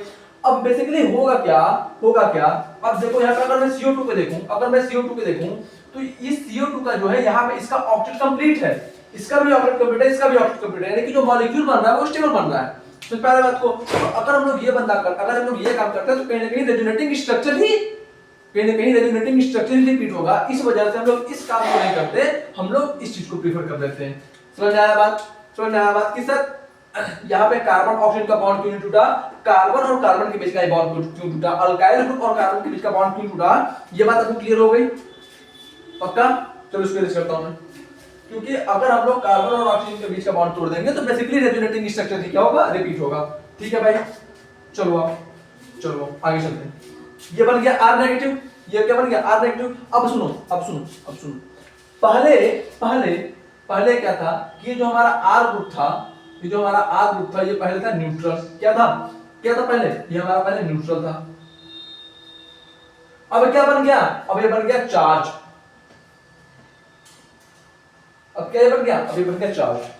तो मुझे ये बताओ कि न्यूट्रल, चार्ज तो किसी को नहीं पसंद ना, हाँ सर नहीं पसंद, तो न्यूट्रल से चार्ज में कन्वर्ट होने का जो प्रोसेस होगा वो स्लो होगा कि नहीं? हाँ सर। अब आओ पहले कुछ चीजें बता देता हूं। देखो केमिस्ट्री में हम लोग क्या करते हैं, रिएक्शन के रेट को मेजर करते हैं। मतलब सर कि रिएक्शन कितना फास्ट हो रहा है या कितना स्लो हो रहा है, वही क्या होता है, रिएक्शन का रेट होता है कि रिएक्शन कितना फास्ट है या रिएक्शन कितना स्लो है, वही उसका रेट है। अच्छा, अब देखो 3 टाइप के रेट होते हैं। एक होता है बहुत वेरी फास्ट, मतलब जो with in microsecond, millisecond, with in second हो जाता है, उसको हम लोग कहते हैं वेरी फास्ट रिएक्शन। एक होता है वेरी स्लो रिएक्शन, जिसको 2 साल 3 साल 10 साल टाइम लगे जा रहा है, मतलब बहुत टाइम लग गया उस रिएक्शन को कंप्लीट होने में, तो उसका रेट क्या होगा, वो धीरे होगा। ऑब्वियसली 3 टाइप के रेट होते हैं, 3 टाइप के रिएक्शन होते हैं, एक वेरी फास्ट रिएक्शन, एक वेरी स्लो रिएक्शन, और बीच वाला क्या होता है, मॉडरेट रिएक्शन, है ना, मॉडरेट रिएक्शन। तो बेसिकली कहीं ना कहीं मॉडरेट स्पीड से मॉडरेट टाइम में ये बंदा ये न्यूट्रल था, न्यूट्रल से कार्बन आयन में कन्वर्ट होगा। समझ आ रहा है बात को? तो ये जो हमारा कार्बन आयन का प्रोसेस है, ये होता है हमारा रेट डिटरमाइनिंग स्टेप। क्या होता है? Rate determining step. समझ में आया? सर यही क्यों होता है रेट डिटरमाइनिंग स्टेप? क्योंकि सिंपल सी बात ये सुनो कि ये ऐसा भी नहीं है कि इतना धीरे होगा कि 10-20 साल चले जा रहा है, ऐसा भी नहीं है कि खटाक से हो जाएगा कि इसको हम लोग मेजर ही नहीं कर पाए। ये उस टाइम इंटरवल के बीच में इसका फॉर्मेशन होगा, इस कार्बन आयन का फॉर्मेशन होगा जिस टाइम इंटरवल को हम लोग मेजर कर सके। समझ में आया कि मॉडरेट टाइम इंटरवल में ये रिएक्शन कंप्लीट होगा? हाँ सर। तो इसको हम लोग मेजर, इसके रेट को हम लोग मेजर कर सकते हैं कि नहीं? हाँ सर। तो जिस रेट को मेजर कर सकते हैं वो रेट हमारा क्या होगा, रेट डिटरमाइनिंग स्टेप। समझ में आया? तो हम लोग इस रिएक्शन का जो रेट डिटरमाइनिंग स्टेप होगा वो क्या होगा, ये होगा। अब समझो, जो रेट डिटरमाइनिंग स्टेप होता है वो रिएक्शन का सबसे स्लोएस्ट स्टेप होता है। फिर से कंफ्यूज मत होना, जो रेट डिटरमाइनिंग स्टेप है वो रिएक्शन का स्लोएस्ट स्टेप है। ऐसा नहीं है कि देखो 3 टाइप तुम लोगों ने रेट पढ़ लिया, एक पढ़ लिया वेरी फास्ट, 3 टाइप का रेट पढ़ा, एक था वेरी फास्ट रेट, एक था वेरी स्लो रेट, एक था मॉडरेट रेट। और जो मॉडरेट रेट होता है उसी को हम लोग मेजर करते हैं, और ये जो मॉडरेट रेट है ना, वो रिएक्शन का, जिस रिएक्शन के लिए हम लोग मॉडरेट रेट मेजर कर रहे हैं वो उस रिएक्शन का रेट डिटरमाइनिंग स्टेप है।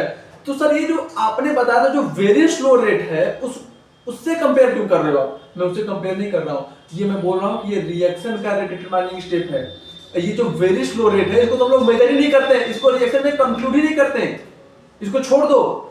हम लोग मेजर किसको करते हैं, मॉडरेट वाले रेट को। और जो मॉडरेट वाला रेट है, वेरी फास्ट वेरी स्लो को तो मेजर ही नहीं कर रहे हैं, जो मॉडरेट वाला है उसको मेजर कर रहे हैं। अगर वो उसको मेजर कर रहे हैं तो रिएक्शन का सबसे स्लोवेस्ट स्टेप है वो। समझ में आ रहा है बात को? सबसे स्लोवेस्ट स्टेप है। क्यों सर? अरे भाई जब ये रिएक्शन का स्लोवेस्ट स्टेप है तभी तो उसको मेजर कर पा रहे हैं। समझ में बात को? वेरी स्लो वाले को मेजर ही नहीं करना, वेरी फास्ट वाले को मेजर ही नहीं करना, बीच वाले को ही हम लोग स्लो मान लेते हैं। कोई डाउट इसमें? ये पॉइंट को लिख लिया। कि जो हमारा कार्ब एनायन का फॉर्मेशन है, यानी कि कार्बन के ऊपर अगर पॉजिटिव आ रहा है या नेगेटिव आ रहा है, तो ये जो प्रोसेस होता है ये क्या होता है, रिएक्शन का स्लोवेस्ट स्टेप होता है और इसी को हम लोग कहते हैं रेट डिटरमाइनिंग स्टेप। तो थर्ड स्टेप आपको क्लियर हुआ, थर्ड स्टेप आपको क्लियर हुआ। चलो भाई अब करते हैं फोर्थ स्टेप। अब किस पे आते हैं, फोर्थ स्टेप पे आते हैं। अब किस पे आते हैं, फोर्थ स्टेप पे आते हैं। ठीक है, फोर्थ स्टेप में क्या होता है बेटा, फोर्थ स्टेप में क्या होता है, ये जो हमारा R नेगेटिव है, ये जो हमारा R नेगेटिव है, ये जो हमारा R नेगेटिव है, ये हमारा मीडियम कौन सा था, एक्वस मीडियम था। तो एक्वस मीडियम मतलब क्या, वाटर। तो वाटर को क्या हम लोग H पॉजिटिव और वाटर को हम लोग क्या H पॉजिटिव और OH नेगेटिव का कॉम्बिनेशन नहीं लिख सकते हैं, बोलोगे सर बिल्कुल लिख सकते हैं। तो ये जो R नेगेटिव है वो इस H पॉजिटिव के साथ इंटरेक्ट करता है और क्या बना लेता है, R negative plus half, sorry यार क्या कर रहा हूं मैं, RH plus half OH negative, ये बना लेता है। कोई डाउट। और यही जो हमारा RH है ये क्या है, ये हमारा अल्केन है। क्या है, अल्केन है। क्या है हमारा, अल्केन। कोई डाउट, कोई समस्या, कोई तकलीफ? क्या चारों स्टेप आपको अच्छे से समझ में आया? क्या चारों स्टेप आपको अच्छे से समझ में आया? बोलो आ गया। चलो अब आओ देखो, अब देखो आगे का साइड प्रोडक्ट। आगे देखते हैं साइड प्रोडक्ट, है ना, साइड प्रोडक्ट या फिर बाय प्रोडक्ट। देखो कॉपी खोलो, अब बताओ क्या जो हमारा सेकंड स्टेप था, कॉपी खोलो और मुझे ये बताओ कि जो हमारा सेकंड स्टेप था, सेकंड स्टेप में हमको क्या बचा मिल गया था, Na पॉजिटिव बचा था कि नहीं? सेकंड स्टेप में देखो Na पॉजिटिव बचा हुआ है कि नहीं, बोलो। सेकंड स्टेप में क्या बचा हुआ है, Na पॉजिटिव बचा हुआ है। ठीक बचा हुआ है ना। आओ आगे देखो और जो हमारा फोर्थ स्टेप है वहां पे क्या बचा हुआ है, OH नेगेटिव बचा हुआ है। हाँ सर, तो अब ये क्या करेंगे, Na पॉजिटिव और OH नेगेटिव आपस में कंबाइन करेंगे और क्या बना लेंगे, NaOH। क्या बना लेंगे भैया, NaOH बना लेंगे। ठीक है, कोई डाउट नहीं। अब देखो थर्ड स्टेप में क्या बचा हुआ है, CO2। थर्ड स्टेप में क्या बचा हुआ है, CO2। अब आओ देखो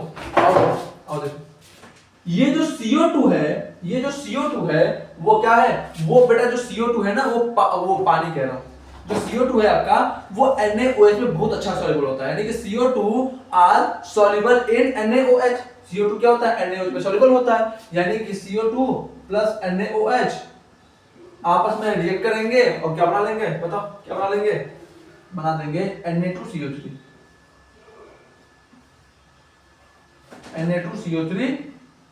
प्लस ऑफ, समझ आया? ये क्या बना देंगे, Na2CO3 प्लस ऑफ H2। कोई डाउट इसमें? कोई डाउट? बोलो। ठीक है, आगे बढ़ो। तो अब हमको ये बताओ अगर तुमसे कोई बंदा क्वेश्चन पूछे कि चलो मुझे ये बताओ कि अगर हम लोग डीकार्बोक्सिलेशन प्रोसेस कर रहे हैं with the help of soda lime तो हमको क्या प्रोडक्ट मिलेगा, तो आप बोलोगे कि सर हमको जो प्रोडक्ट मिलेगा वो क्या होगा, एक तो होगा अल्केन, दूसरा क्या होगा Na2CO3 और तीसरा क्या होगा वाटर। Na2CO3 क्या हो गया, बाय प्रोडक्ट हो गए और वाटर भी क्या हो गया, बाय प्रोडक्ट हो गया। ठीक है, पुट आउट, जल्दी से लिख लो, फिर कुछ इंपॉर्टेंट बातें करते हैं।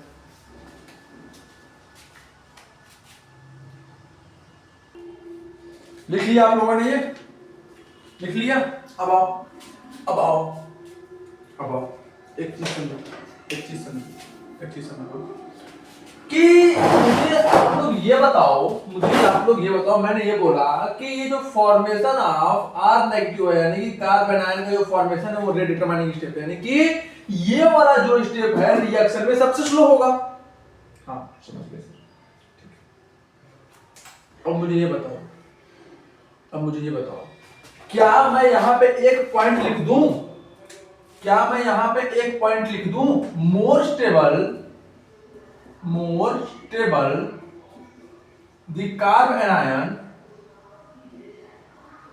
More is the rate of reaction, यानी कि कार्ब एनायन जितना स्टेबल होगा उतना अच्छा हमारा क्या होगा, रेट ऑफ रिएक्शन होगा। क्या ये बात आपको क्लियर है? मैंने क्या लिखा कि जितना अधिक ये कार्ब एनायन स्टेबल होगा उतना अच्छा रेट ऑफ रिएक्शन होगा। रीजन क्या है इसके पीछे का? रीजन इसके पीछे का ये है कि अगर ये बंदा स्टेबल बनेगा, अगर ये बंदा स्टेबल बनेगा तो ज्यादा आसानी से बन पाएगा। मतलब ये है कि जो कार्ब एनायन का फॉर्मेशन हो रहा है अगर वो स्टेबल है तो उसका फॉर्मेशन का रेट थोड़ा सा फास्ट होगा, अगर वो अनस्टेबल बन रहा है तो उसका फॉर्मेशन का रेट क्या हो जाएगा, धीरे हो जाएगा। अरे भाई वो बंदा जो समझो बात को दो टाइप के बंदे हो गए। एक बंदे ने लोन लिया, वो लोन लिया कि उसको पता है उसके पास इतने सारे फैक्टर्स हैं जिन फैक्टर्स का हेल्प लेके वो लोन को आसानी से चुका सकता है, तो वो बंदा लोन लेने के बाद भी अधिक स्टेबल रहेगा। लेकिन एक दूसरा बंदा जो लोन लेता है लेकिन लोन लेने के बाद उसके पास कोई फैक्टर्स ही नहीं है, कोई दूसरी उसके पास साइड इनकम ही नहीं है जिससे वो लोन को जल्दी चुका पाए, तो वो क्या होगा, वो ज्यादा अनस्टेबल होगा। समझ पा रहे हो? तो मैं बस यही कहना चाह रहा हूं कि अगर इसके पास अधिक फैक्टर्स होंगे जो इस बंदे को स्टेबल करें कार्ब एनायन बनने के बाद भी, तो ये ज्यादा आसानी से बन जाएगा कार्ब एनायन। समझ में आया? थोड़ा ज्यादा जल्दी बनेगा। अब जितना जल्दी ये कार्ब एनायन बनेगा उतना जल्दी रिएक्शन कंप्लीट होगा। सिंपल सी बात है। समझ आया? तो क्या पूरा रेट अब इस बात पे डिपेंड कर जाएगा कि ये बंदा स्टेबल है कि नहीं। समझ गए आपको? तो जो हमारा रेट ऑफ रिएक्शन है किसका, डीकार्बोक्सिलेशन प्रोसेस का, वो डायरेक्टली प्रोपोर्शनल है किसके, स्टेबिलिटी ऑफ कार्बन आयन की। तो क्या मैं ये पॉइंट लिख दूं, rate of reaction towards decarboxylation process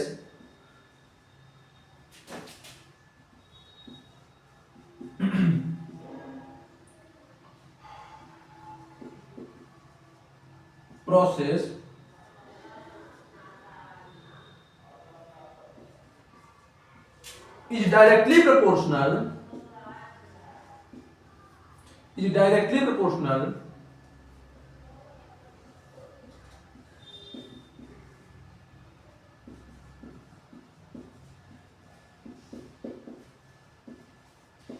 to stability of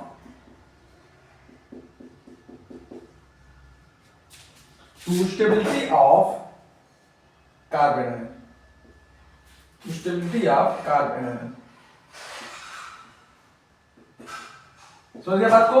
यानी कि जो रिएक्शन का रेट है वो किस बात पे सीधे डिपेंड करेगा कि जो कार्ब एनायन बन रहा है वो कितना स्टेबल है। यानी कि अगर कार्ब एनायन अधिक स्टेबल बन रहा है तो रिएक्शन ज्यादा जल्दी कंप्लीट हो जाएगा, और अगर कार्ब एनायन कम स्टेबल बन रहा है तो रिएक्शन क्या होगा, रिएक्शन देर में कंप्लीट होगा। समझ गए बात को? पॉइंट्स को लिख लो, फिर मैं इरेज करके वो फैक्टर्स लिख देता हूं जिससे क्या होगा, रेट डिपेंड कर रहा है। ठीक है, आजा, जिससे ये बंदा स्टेबल होगा। ठीक, तो आओ आगे लिखो। और याद करो डे 1 पे मैंने आप लोगों को एक बात बताई थी, मैंने आप लोगों को बात बताई थी। अच्छा उसको छोड़ो। अब देखो एक चीज देखो, मैंने तो इरेज कर दिया, बट एक चीज आप लोग देखो, वो चीज क्या है, वो चीज ये है, पढ़ो नोट। जो कार्ब एनायन है वो रिएक्शन के बीच में बना क्या, जो R नेगेटिव है वो रिएक्शन के बीच में ही बना ना। देखो यार, R नेगेटिव रिएक्शन के बीच में बना कि नहीं? हाँ सर, बीच में बना। और रिएक्शन खत्म होते R नेगेटिव क्या हुआ, रिएक्शन जब कंप्लीट हुआ R नेगेटिव भी खत्म हो गया। हाँ सर, इसका मतलब मैं ये पॉइंट लिखूंगा कि R negative will form in between the reaction and destroyed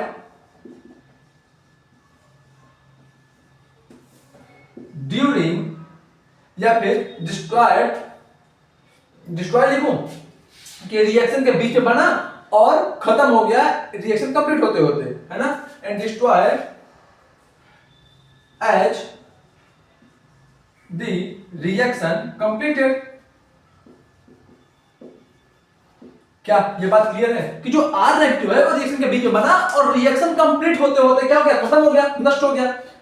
थोड़ी सी इंग्लिश अगर प्रॉपर नहीं होगी तो अपने अकॉर्डिंग उसको सही कर लेना। ठीक है, तो ये बात लो कि जो चीज रिएक्शन के बीच में बनती थी और रिएक्शन कंप्लीट होते होते खत्म हो जाती थी, उन चीजों को क्या बोलते थे हम लोग, बोलो। उन चीजों को हम लोग क्या बोलते थे? तो बोलोगे कि सर उन चीजों को हम लोग बोलते थे intermediate. Intermediates are the substance which form during the reaction and destroyed as reaction completed, यानी कि रिएक्शन को destroyed during the course of reaction, मतलब ठीक है, जैसे ही रिएक्शन कंप्लीट होता है, इंटरमीडिएट रिएक्शन के बीच में बनता है और रिएक्शन कंप्लीट होते होते खत्म भी हो जाता है। तो ये R नेगेटिव क्या हो गया हमारा? मैं ये बात लिख दूं, therefore R negative is the reaction intermediate. क्या ये बात क्लियर है? ये बात क्लियर है? इसका मतलब R नेगेटिव क्या हो गया? Reaction intermediate. तो अगर मैं जनरल फॉर्म बोलूं तो क्या इसको मैं ये पॉइंट लिख दूं, कार्ब एनायन, सुनो ये बेसिकली R क्या है? ये एक अल्काइल ग्रुप है और अल्काइल ग्रुप मतलब कार्बन का ग्रुप, इसका मतलब नेगेटिव चार्ज कार्बोनेट पे ही तो है। समझ गए बात को? अब जो हमारा कार्ब एनायन होता है इज द रिएक्शन इंटरमीडिएट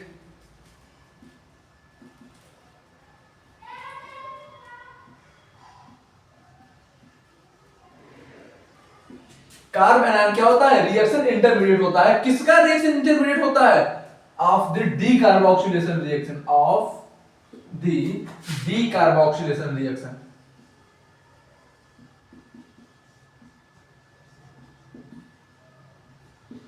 समझ गए बात? यानी कि डीकार्बोक्सिलेशन रिएक्शन का इंटरमीडिएट क्या होता है? रिएक्शन इंटरमीडिएट क्या होता है? सर कार्ब एनायन होता है। समझ गए बात? ठीक है, अब आओ किन किन फैक्टर्स पे कार्ब एनायन की स्टेबिलिटी डिपेंड करती है?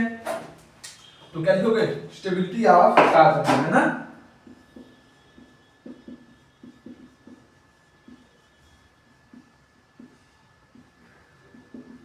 तो क्या मैंने पहले दिन के क्लास में आपको एक बातें बता रखी थी कि जो कार्ब एनायन की स्टेबिलिटी होती है वो डायरेक्टली प्रोपोर्शनल होती है -m के, -h के और -i के। यानी कि -m effect, -h effect, -i effect carb anion की स्टेबिलिटी को क्या करते हैं? इंक्रीज करते हैं, और +m इफेक्ट कार्ब एनायन की स्टेबिलिटी को क्या करता है? डिक्रीज करता है। +h भी क्या करता है? डिक्रीज करता है, और +i भी क्या करता है? डिक्रीज करता है। कोई डाउट? कोई डाउट? पक्का? ठीक है। तो क्या मैं यहां पे ये बात लिख दूं, यहां पे मैं बात लिख दूं कि 3 डिग्री रिएक्शन जो है सबसे स्लो होगा, फिर 2 डिग्री, फिर 1 डिग्री, और सबसे फास्ट किसमें होगा? CH3 में। समझ गए बात? समझ गए बात? यानी कि अगर कार्ब एनायन से अटैच्ड, अगर कार्ब एनायन जो फॉर्म हुआ अगर वो 3 डिग्री है, इसका मतलब सबसे स्लो रिएक्शन होगा। अगर 2 डिग्री है तो 3 डिग्री से थोड़ा फास्ट होगा, 1 डिग्री और फास्ट होगा, और सबसे अच्छा कहां पे होगा? सबसे अच्छा कहां पे होगा? मिथाइल पे होगा। यानी कि अगर कार्बोक्सिलिक एसिड से हमारा मिथाइल ग्रुप अटैच है तो यहां पे सबसे फास्ट रिएक्शन होगा। क्या कोई डाउट है?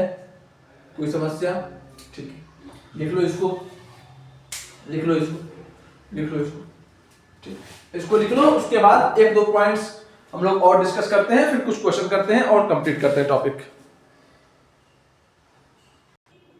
चलो भाई, तो आओ अगला पॉइंट ये देखते हैं। अगला पॉइंट है कि सर NaOH को लेने का पर्पस क्या है? बेसिकली NaOH ही नहीं, यहाँ पे एक चीज और ऐड होना चाहिए था कि what is the purpose of taking NaOH and CaO, यानी कि इन दोनों को लेने का मेन पर्पस क्या है? पहला पर्पस तो आपको समझ गए कि ये जो है आपका NaOH और CaO जो कैल्शियम ऑक्साइड भी, आपको पता है कि जो मेटल्स के ऑक्साइड होते हैं वो बेसिक नेचर के होते हैं। तो अगर वो बेसिक ऑक्साइड है तो मीडियम को कैल्शियम ऑक्साइड भी क्या करेगा? कैल्शियम ऑक्साइड क्या है? बेसिक नेचर का है, तो वो भी क्या करेगा? मीडियम को बेसिक बनाएगा। तो NaOH और CaO क्या करते हैं? मीडियम को बना देते हैं बेसिक। मीडियम को क्या बना देते हैं बेटा? बेसिक। जिसकी वजह से क्या होता है बेटा? जिसकी वजह से होता ये है कि जो हमारा R3 double bond O negative है ये फर्दर एसिड में कन्वर्ट नहीं हो पाता है। पहला पॉइंट। दूसरा पॉइंट क्या है? To drive out CO2। इसको समझते हैं। तो इसके लिए हम लोग लिख लेते हैं, इसके लिए हम लोग हेडिंग लिख लेते हैं, role of NaOH and CaO in driving the CO2, यानी कि CO2 को ड्राइव करने के लिए इसका क्या रोल है, मतलब क्यों ये CO2 को ड्राइव कर रहा है, ड्राइव का मतलब क्या है, इन चीजों को हम लोग समझते हैं, इन चीजों को हम लोग समझते हैं। आओ ध्यान से देखें, ध्यान से देखें, आओ ध्यान से देखें बात को, आओ ध्यान से देखें बात को, ठीक है, ठीक है। सबसे पहले बात क्या बना था हमारा, क्या बना था हमारा, बना ये था R C double bond O negative, यही बना था ना, यस सर। अब जब ये बंदा इस तरह से अटैक करता है तो हमारा प्रोडक्ट क्या बन गया था, R negative plus of C double bond O CO2 बना था। कोई डाउट यहाँ पे, कोई डाउट यहाँ पे, कोई डाउट यहाँ पे। अच्छा तुम लोग के दिमाग में ये क्वेश्चन आ सकता है ना कि सर ये अटैक करता आप बोलना क्या चाह रहे हो, बेसिकली बेटा बोलना ये चाह रहा हूं कि जो ऑक्सीजन है वो एक स्ट्रॉन्ग एलिमेंट है, मतलब एक अच्छा आइटम है। कहने का मतलब ये कि ऑक्सीजन हमेशा क्या चाहेगा, देखो एक बंदे के पास दो चांसेस हैं, इसके पास दो चांसेस है कि ये अपने ऊपर नेगेटिव चार्ज रख के अपना ऑक्सीजन कंप्लीट रखे, दूसरा ऑप्शन ये है कि ये डबल बॉन्ड कर ले अपना और अपना ऑक्सीजन कंप्लीट करे। तो ऑक्सीजन तो एक पावरफुल एलिमेंट है, तो वो क्या करेगा, वो डबल बॉन्ड कंप्लीट कर लेगा अपना, और डबल बॉन्ड कंप्लीट करने के हेल्प से अपना ऑक्सीजन कंप्लीट रखेगा, ठीक है। तो अब मुझे ये बात बताओ कि जब ये डबल बॉन्ड कंप्लीट करेगा तो बेसिकली यहाँ पे इस बॉन्ड में जो दोनों इलेक्ट्रॉन शेयर हुए हैं बेसिकली इस कारण पे आ जाएंगे। सर इस पे ही क्यों आ गए, अब भाई इस पे तो जाएंगे नहीं, सिंपल सी बात है, इस पे तो जाएंगे नहीं, क्योंकि अगर हम लोग इसको देखें, इस कार्बन को देखें तो इस कार्बन के सारे बॉन्ड, सारे इलेक्ट्रॉन इसके 8 कंप्लीट हैं, इसके 8 कंप्लीट हैं, तो इस पे तो जाएंगे नहीं, जाहिर सी बात इस पे आएंगे, R नेगेटिव बन गया। अच्छा अब देखो आप लोगों ने केमिकल इक्विलिब्रियम पढ़ा है, मैंने क्या बोला था, हम लोग पढ़ने जा रहे हैं कि रोल ऑफ NaOH और CaO क्या है इस रिएक्शन में। और मैंने क्या बताया कि जो आपका कार्बन डाइऑक्साइड बना वो NaOH में अच्छा सॉल्युबल है, हाँ सर, उसका तुम लोगों ने देख लिया, CaO का भी देखते हैं। आप ये बताओ कि ये जो प्रोडक्ट बन गया, ये जो प्रोडक्ट बन गया, क्या ये R नेगेटिव दोबारा इस कार्बन डाइऑक्साइड से रिएक्शन करके यहां पर ये प्रोडक्ट नहीं बना सकता क्या, बोलो, ये दोबारा इसके साथ रिएक्शन करके ये प्रोडक्ट नहीं बना सकता क्या, बोलो सर बिल्कुल बना सकता है। ये न्यूक्लियोफाइल है, जैसे इस पे अटैक करेगा ये बॉन्ड इस पे शिफ्ट हो जाएगा, अब फिर से ये प्रोडक्ट बन जाएगा, समझ गए बात को, दोबारा ये प्रोडक्ट बन जाएगा, यानी कि ये प्रोडक्ट इक्विलिब्रियम में बैकवर्ड डायरेक्शन में आना शुरू हो जाएगा। ये प्रोडक्ट हमेशा इक्विलिब्रियम में बन रहा होता है, तो बोलोगे कि सर दोबारा बैकवर्ड डायरेक्शन में आना शुरू हो जाएगा, है ना, रिएक्शन का डायरेक्शन बैकवर्ड डायरेक्शन में भी आना शुरू हो जाएगा, क्यों, क्योंकि सर ये R नेगेटिव दोबारा इस कार्बन पे अटैक करेगा, ये बॉन्ड यहां पे शिफ्ट होगा और ये प्रोडक्ट दोबारा बनने का चांस है। अच्छा अच्छा समझ पाए मैं क्या बोल रहा हूं, बात बेटा ये है कि क्योंकि अब ली चैटर्जी प्रिंसिपल क्या बोलता है कि अगर हम लोग इसके अमाउंट को कम कर दें, तो रिएक्शन का डायरेक्शन फॉरवर्ड जाना शुरू हो जाएगा, है ना। अगर हम लोग किसी एक सब्सटेंस से अगर हम लोग अधिक प्रोडक्ट चाहते हैं तो इसके अमाउंट को हम लोग कम कर देंगे, प्रोडक्ट अधिक बनने लगेगा। अगर इसके अमाउंट को अगर ये इसका अमाउंट बढ़ जाता तो ये बंदा अधिक लगता मिलने, समझाया। तो ली चैटलियर प्रिंसिपल यही ना बोलता है, ली चैटलियर प्रिंसिपल के अकॉर्डिंग अगर इसका अमाउंट बढ़ जाएगा तो हमको रिएक्टेंट वाला प्रोडक्ट अधिक मिलने लगेगा, लेकिन हमको मूव करना है फॉरवर्ड डायरेक्शन में, हमको यहां से ये प्रोडक्ट चाहिए, यहां से दोबारा ये प्रोडक्ट नहीं चाहिए, समझ गए बात को। तो इसलिए हम लोग क्या लेते हैं, कैल्शियम ऑक्साइड। कैल्शियम ऑक्साइड जो है वो भी CO2 को क्या करता है, अपने ऊपर एब्जॉर्ब कर लेता है और क्या बना लेता है, कैल्शियम कार्बोनेट। क्या बना लेता है बेटा, कैल्शियम कार्बोनेट। और जो NaOH है वो भी क्या करता है, वो भी इस कार्बन डाइऑक्साइड को क्या कर लेता है, इस कार्बन डाइऑक्साइड जो है वह इस सोडियम हाइड्रोक्साइड में होता है सॉल्युबल, और क्या बना लेता है, Na2CO3 प्लस ऑफ H2O। समझ में आया। तो इन दोनों का रोल क्या था, पहला रोल तो यही था कि दोनों मिलकर मीडियम को बना रहे थे बेसिक, जिससे मीडियम में जो ये बंदा बना ये दोबारा एसिड में कन्वर्ट नहीं हो पाया। दूसरा क्या था कि ये सब क्या करते हैं, ये सब CO2 को कर लेते हैं एब्जॉर्ब, जिसकी वजह से ये होता है कि जो रिएक्शन है वो फॉरवर्ड डायरेक्शन में मूव करना शुरू कर देता है, बैकवर्ड डायरेक्शन में नहीं जाता, जिसके कारण हमको मेजॉरिटी में हमको क्या मिल जाता है, कार्बन आयन, जिसके कारण हमको मेजॉरिटी में क्या मिल जाता है, कार्बन आयन। क्या ये बात क्लियर है, क्या ये बात आपको क्लियर है, पक्का। ये जो कैल्शियम कार्बोनेट बना ये भी तो बेसिक होता है ना बेटा, हाँ सर ये भी बेसिक होता है, तो अगर ये भी बेसिक है तो ये भी सॉल्यूशन क्या बनाएगा, बेसिक ही बनाएगा। कोई डाउट तो जल्दी से इसको लिखो, अगर कोई डाउट नहीं है यहाँ पे तो इसको जल्दी से लिखो और हम लोग कुछ क्वेश्चंस कर लेते हैं।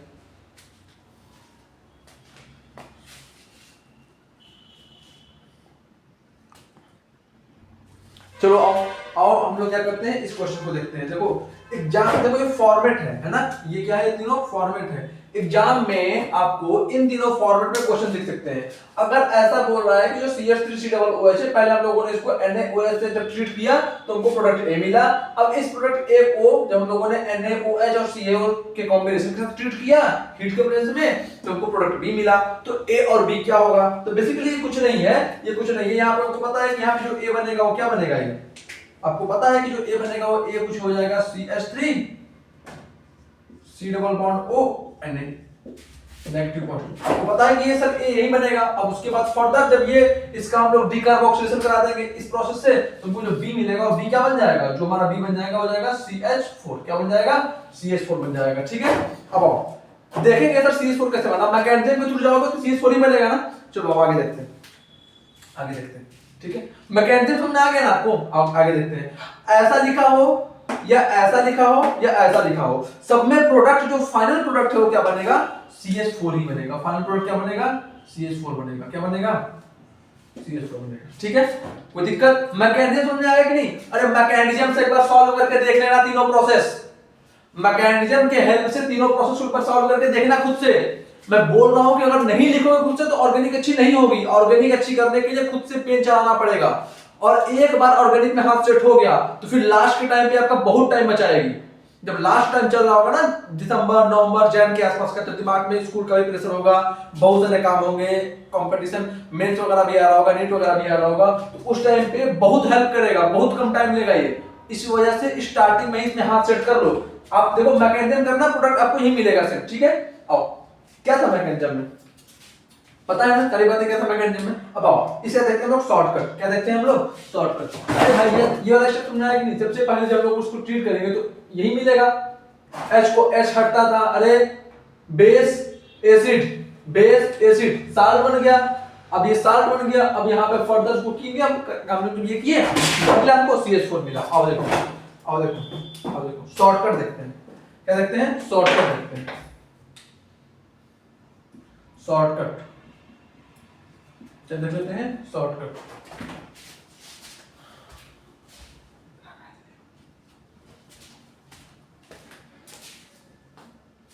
ठीक है, आओ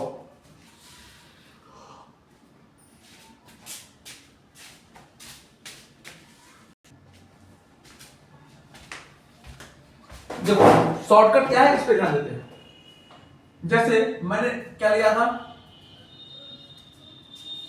CH3 C double O Na, ये ले लिया मैंने। ठीक है, इसको मैंने ट्रीट कराया किसके साथ, इसको मैंने ट्रीट कराया किसके साथ, इसको मैंने ट्रीट कराया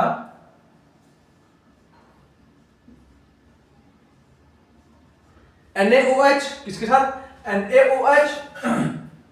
ठीक है, plus CaO in presence of heat. Shortcut, direct product कैसे बनाना है, डायरेक्ट प्रोडक्ट बनाने का तरीका, ये पकड़ो, ये पकड़ो और इनको कर दो बाहर। ये जिसको मैंने रेड बॉक्स के अंदर किया है इनको कर दो बाहर, और ये हाइड्रोजन को क्या कर दो, इससे कर दो ऐड। क्या बन गया, CH4 प्लस Na2CO3। समझ में आया बात, समझ में आया बात।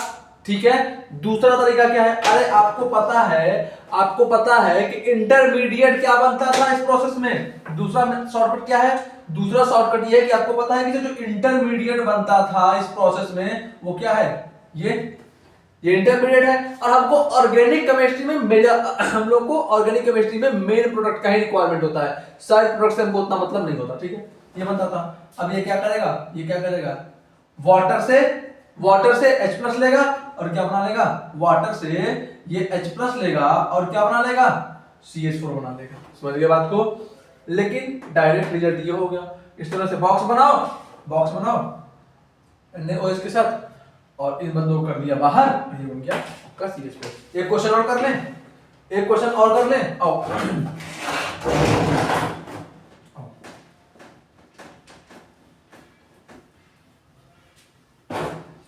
एक क्वेश्चन और कर लेते हैं। अगला क्वेश्चन क्या है, क्या ले लूं, चलो ले लेता हूं मैं CH3 CH2 CH2 COO NN है ना, ये ले लिया। इसको मैं ट्रीट करता हूं NaOH प्लस CaO है ना, इन प्रेजेंस ऑफ हीट है ना। समझ गया बात को। तो बेसिकली होगा क्या, मैंने क्या बताया कि इस तरह से H को छोड़ के NaO को इसके साथ जोड़ के बाहर कर दो, तो क्या बन गया साइड प्रोडक्ट में क्या बन गया, जब इन सारी चीजों को आपस में मिक्स करके बाहर कर दोगे तो साइड प्रोडक्ट में क्या बन जाएगा, Na2CO3। हाँ सर बन गया। और मेन प्रोडक्ट क्या बन जाएगा, ये H आके यहां पे कंबाइन हो जाएगा और क्या बन जाएगा, CH3 CH2 CH3। समझ गए बात को। अच्छा, अब आओ बातें और समझते हैं, इसको देखो ना ध्यान से। क्या हम लोग डीकार्बोक्सिलेशन विद द हेल्प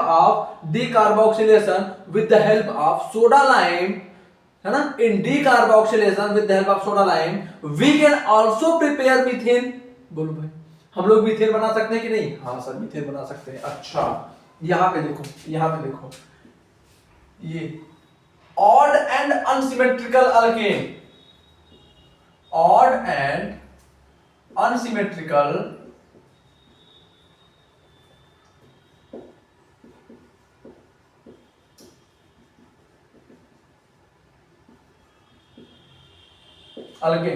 समझ आ रहा बात, ये ऑड एंड अनसिमेट्रिकल अल्केन है, समझ गया बात। और ये मीथेन है, इसका मतलब क्या कि जो काम हम लोग वुर्ज रिएक्शन और कॉल्बे इलेक्ट्रोलिसिस से नहीं कर पा रहे थे, वो काम हम लोग यहां से कर सकते हैं। ठीक है, अच्छा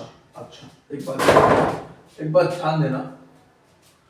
ध्यान देना कि जो हमारा वुर्ज रिएक्शन था वहां पे क्या हो रहा था सर, एसेंट ऑफ चेन क्या बोलते हैं उसको, कॉल्बे इलेक्ट्रोलिसिस जो था वहां पे क्या हो रहा था, एसेंट ऑफ चेन, यानी कि चेन की लेंथ बढ़ रही थी। बट यहां पे क्या हुआ सर यहां पे क्या हुआ, बोलोगे कि यहां पे 1 2 3 4 कार्बन की चेन थी, लेकिन जो प्रोडक्ट बना वहां पे 3 कार्बन की चेन है, 1 2 3। यानी कि यहां से क्या समझते हो, क्या यहां पे चेन का अमाउंट घट गया, क्या यहां पे चेन में कार्बन का नंबर घट गया? हाँ सर घट गया।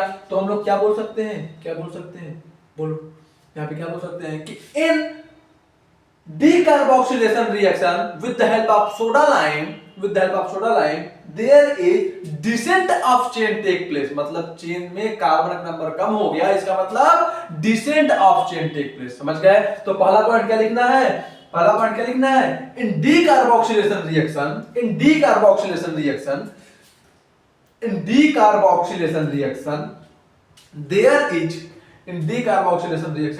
there is descent of chain take place है ना। पहला पॉइंट लिख लिया। दूसरा पॉइंट क्या, methane can also be prepare, लिखो methane can also be prepare with the help of Wurtz reaction. दूसरा पॉइंट क्लियर हो गया। तीसरा point, odd and unsymmetrical alkane can also, sorry शायद मैंने पिछली बार में वुर्ज रिएक्शन बोल दिया ना, वुर्ज रिएक्शन मत लिखना, वहां पे लिख देना in decarboxylation reaction with soda lime. ठीक है, तीसरा पॉइंट लिखो। ठीक है, odd and unsymmetrical alkane can also be prepared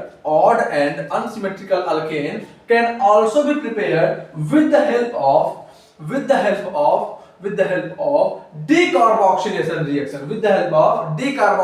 reaction है ना। यानी कि decarboxylation reaction में हम लोग ऑड एंड अनसिमेट्रिकल अल्केन भी प्रिपेयर कर सकते हैं। कब? अगर decarboxylation हो रहा हो सोडा लाइम के साथ, तब। कोई डाउट? ये तीनों पॉइंट क्लियर हो गए? ठीक है, आओ एक और चीज डिस्कस कर लेते हैं। जो हमारा ये था ना R C double bond O negative, ये किस में कन्वर्ट हो गया था, ये कन्वर्ट हो गया था हमारा इस तरह से, तो ये बॉन्ड टूट गया था और दोनों इलेक्ट्रॉन किस बॉन्ड पे शिफ्ट हो गए थे, बॉन्ड के दोनों इलेक्ट्रॉन किस बॉन्ड पे शिफ्ट हो गए थे, समझ में आया। तो किस में कन्वर्ट हो गया था, ये आर नेगेटिव कन्वर्ट हो गया था, ये R negative plus C double bond O double bond O. अच्छा अब एक चीज ध्यान देना, क्या हम लोगों ने रिएक्शन में हीट ले रखा है, हाँ सर। अब देखो ये जो सिग्मा बॉन्ड होता है वो क्या होता है, ये स्ट्रांग होता है, ये स्ट्रांग होता है, ये स्ट्रांग होता है, समझ में आया। तो रेजोनेंस, जब यहाँ पे रेजोनेंस हो रहा था, देखो बेसिकली क्या होता है, कई लोगों के दिमाग में क्वेश्चन आता ना, सिर्फ बॉन्ड ऐसा जाना चाहिए था, R C double bond O negative, जब ये यहाँ पे इस बॉन्ड पे अटैक करके दूसरा बॉन्ड बनाना चाहता तो इस बॉन्ड को टूट जाना चाहिए था। तो मैं क्या बोला था कि बेटा जब हम लोग इस बॉन्ड को तोड़ देंगे तो बेसिकली इसका रेजोनेटिव स्ट्रक्चर ही तो बन जाएगा, इसका रेजोनेटिव स्ट्रक्चर ही तो बन जाएगा। मैंने आपसे ये बोला था, बट अब ये क्योंकि स्ट्रक्चर बार बार रिपीट होगा तो ड्यूरिंग रेजोनेंस कुछ एनर्जी भी रिलीज होती है, इसको हम लोग कहते हैं रेजोनेंस एनर्जी। तो बेसिकली क्या था बेटा, बेसिकली हम लोगों ने रिएक्शन में हीट भी ले रखी थी, तो जिसके वजह से इस हीट की वजह से ये बॉन्ड टूट जाता है और कार्बन आयन का फॉर्मेशन होता है, क्योंकि हम लोगों ने रिएक्शन में ऑलरेडी हीट ले रखा था। तो इस हीट की वजह से दिस हीट हेल्प, क्या लिखूं, दिस हीट हेल्प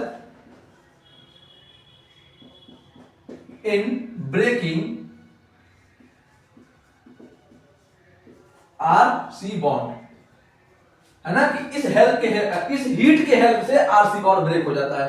कोई डाउट, इस हीट के हेल्प से हमारा आर और सी के बीच का बॉन्ड ब्रेक हो जाता है। क्या ये बात क्लियर हुआ, क्या ये बात क्लियर हुआ, इसमें कोई दिक्कत, ठीक है, इसमें कोई दिक्कत आप लोगों को बोलो, इसमें कोई डाउट, आप कोई भी डाउट है इसमें आप लोगों को पूछो, अगर आप लोगों को कोई भी डाउट है तो पूछो, समझ में आया। तो बेसिकली ये हीट क्यों लिया जा रहा है, क्योंकि ये हीट जो है वो इस स्टेप में कार्बन और अल्काइल ग्रुप के बीच के बॉन्ड को तोड़ने में हेल्प करता है, समझ में आया। तो तुमसे कोई बंदा क्वेश्चन ये भी पूछ सकता है कि in decarboxylation with soda lime why heat is required, तो उसका आंसर दे सकते हो because this heat energy helps in breaking R and C bond, helps in breaking R and C bond, and therefore formation of carbon ion in R group will take place। समझ गए, तो ये सारी बातों को क्वेश्चन लिख लो गया, चलो इसको नोट कर लो, इसको नोट कर लो, हो गया नोट, मिटाओ।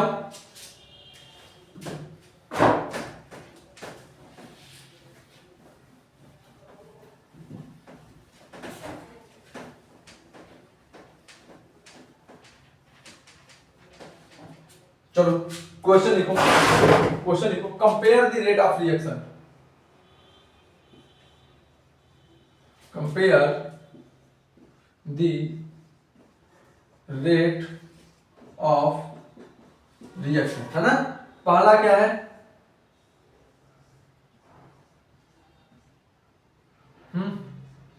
दूसरा क्या है, दूसरा हो गया हमारा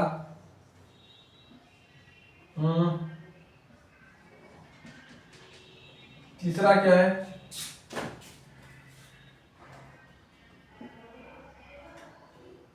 क्या ले लूं,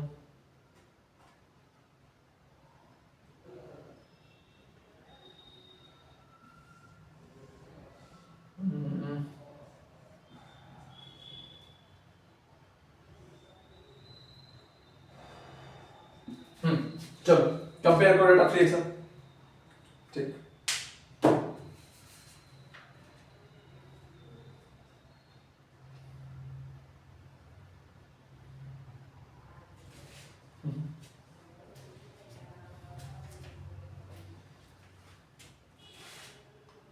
हो गया, चलो सॉल्व करते हैं।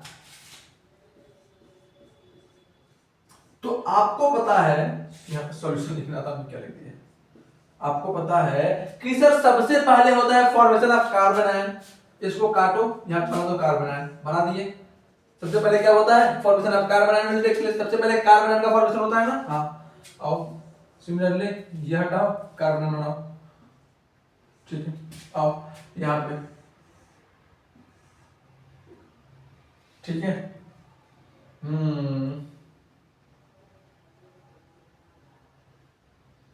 इसको थोड़ा सा, चलो इसमें थोड़ा सा मैं चेंज करता हूँ बेटा, एक मिनट रुक जाना, इसमें थोड़ा सा चेंज कर देता हूँ। ये कर लिया मैंने ऐसे, और ये लगा लिया मैंने एफ, ठीक है। तो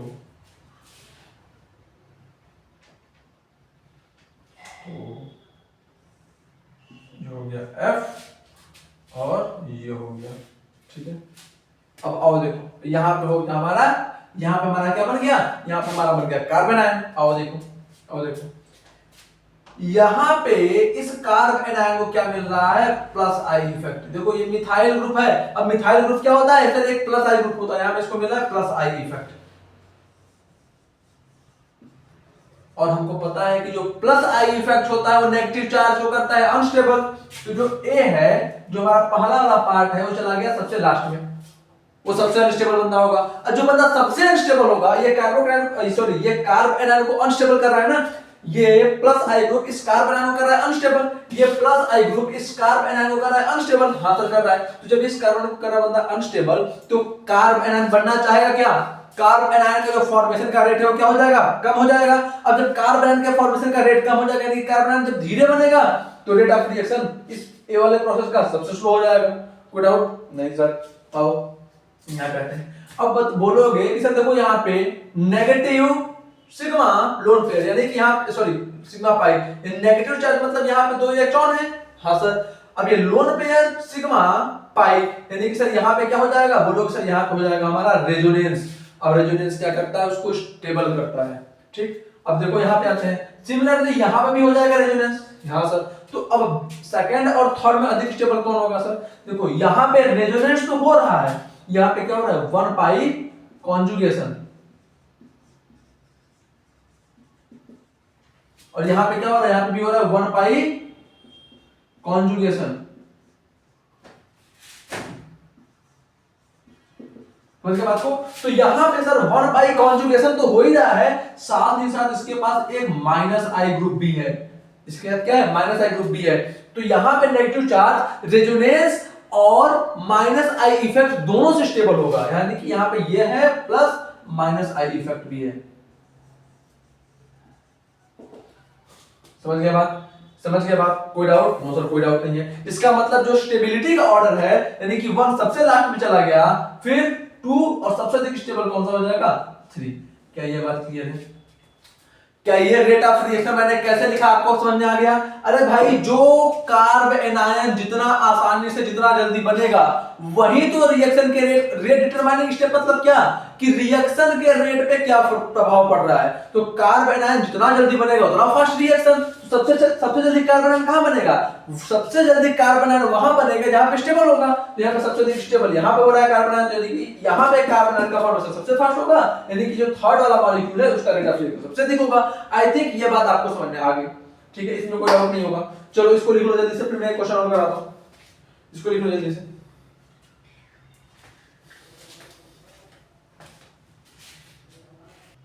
लिख लिया? लिख लिया? तो ठीक है भाई, अब आज के लिए इतना ही करते हैं, बहुत हो गया, ठीक है। तो आज इतना ही कंप्लीट करते हैं। 1-2 क्वेश्चन बचे हैं, 5-6 क्वेश्चन। तो क्या करेंगे हम लोग, जब कल स्टार्ट करेंगे तो 4-5 क्वेश्चन कर लेंगे इस टॉपिक से रिलेटेड, जिससे हमारा टॉपिक भी रिवाइज हो जाएगा। आप लोग अच्छे से नोट्स बना के रिवाइज करके आना, तो टॉपिक का टॉपिक रिवाइज हो जाएगा और हम लोग फिर आगे मूव करना शुरू करेंगे। कल हमारे अल्केन का मेथड ऑफ प्रिपरेशन हो जाएगा कंप्लीट बेटा। अल्केन का जो मेथड ऑफ प्रिपरेशन है वो कल कंप्लीट हो जाएगा। फिर हम लोग उसका कल फिजिकल प्रॉपर्टी देखेंगे और केमिकल प्रॉपर्टी, मतलब कि 2 से 3 दिन और लगेगा। मोटा मोटी 10 हो गया, 12, 13, 13 से आगे आपका चैप्टर ले जाएगा, यानी कि 13 तक ये चैप्टर आपका हो जाएगा कंप्लीट, ठीक है। आप इसके लिए रिलैक्स रहो। आज के लिए इतना ही, तब तक ख्याल रखो। जय हिंद, जय भारत।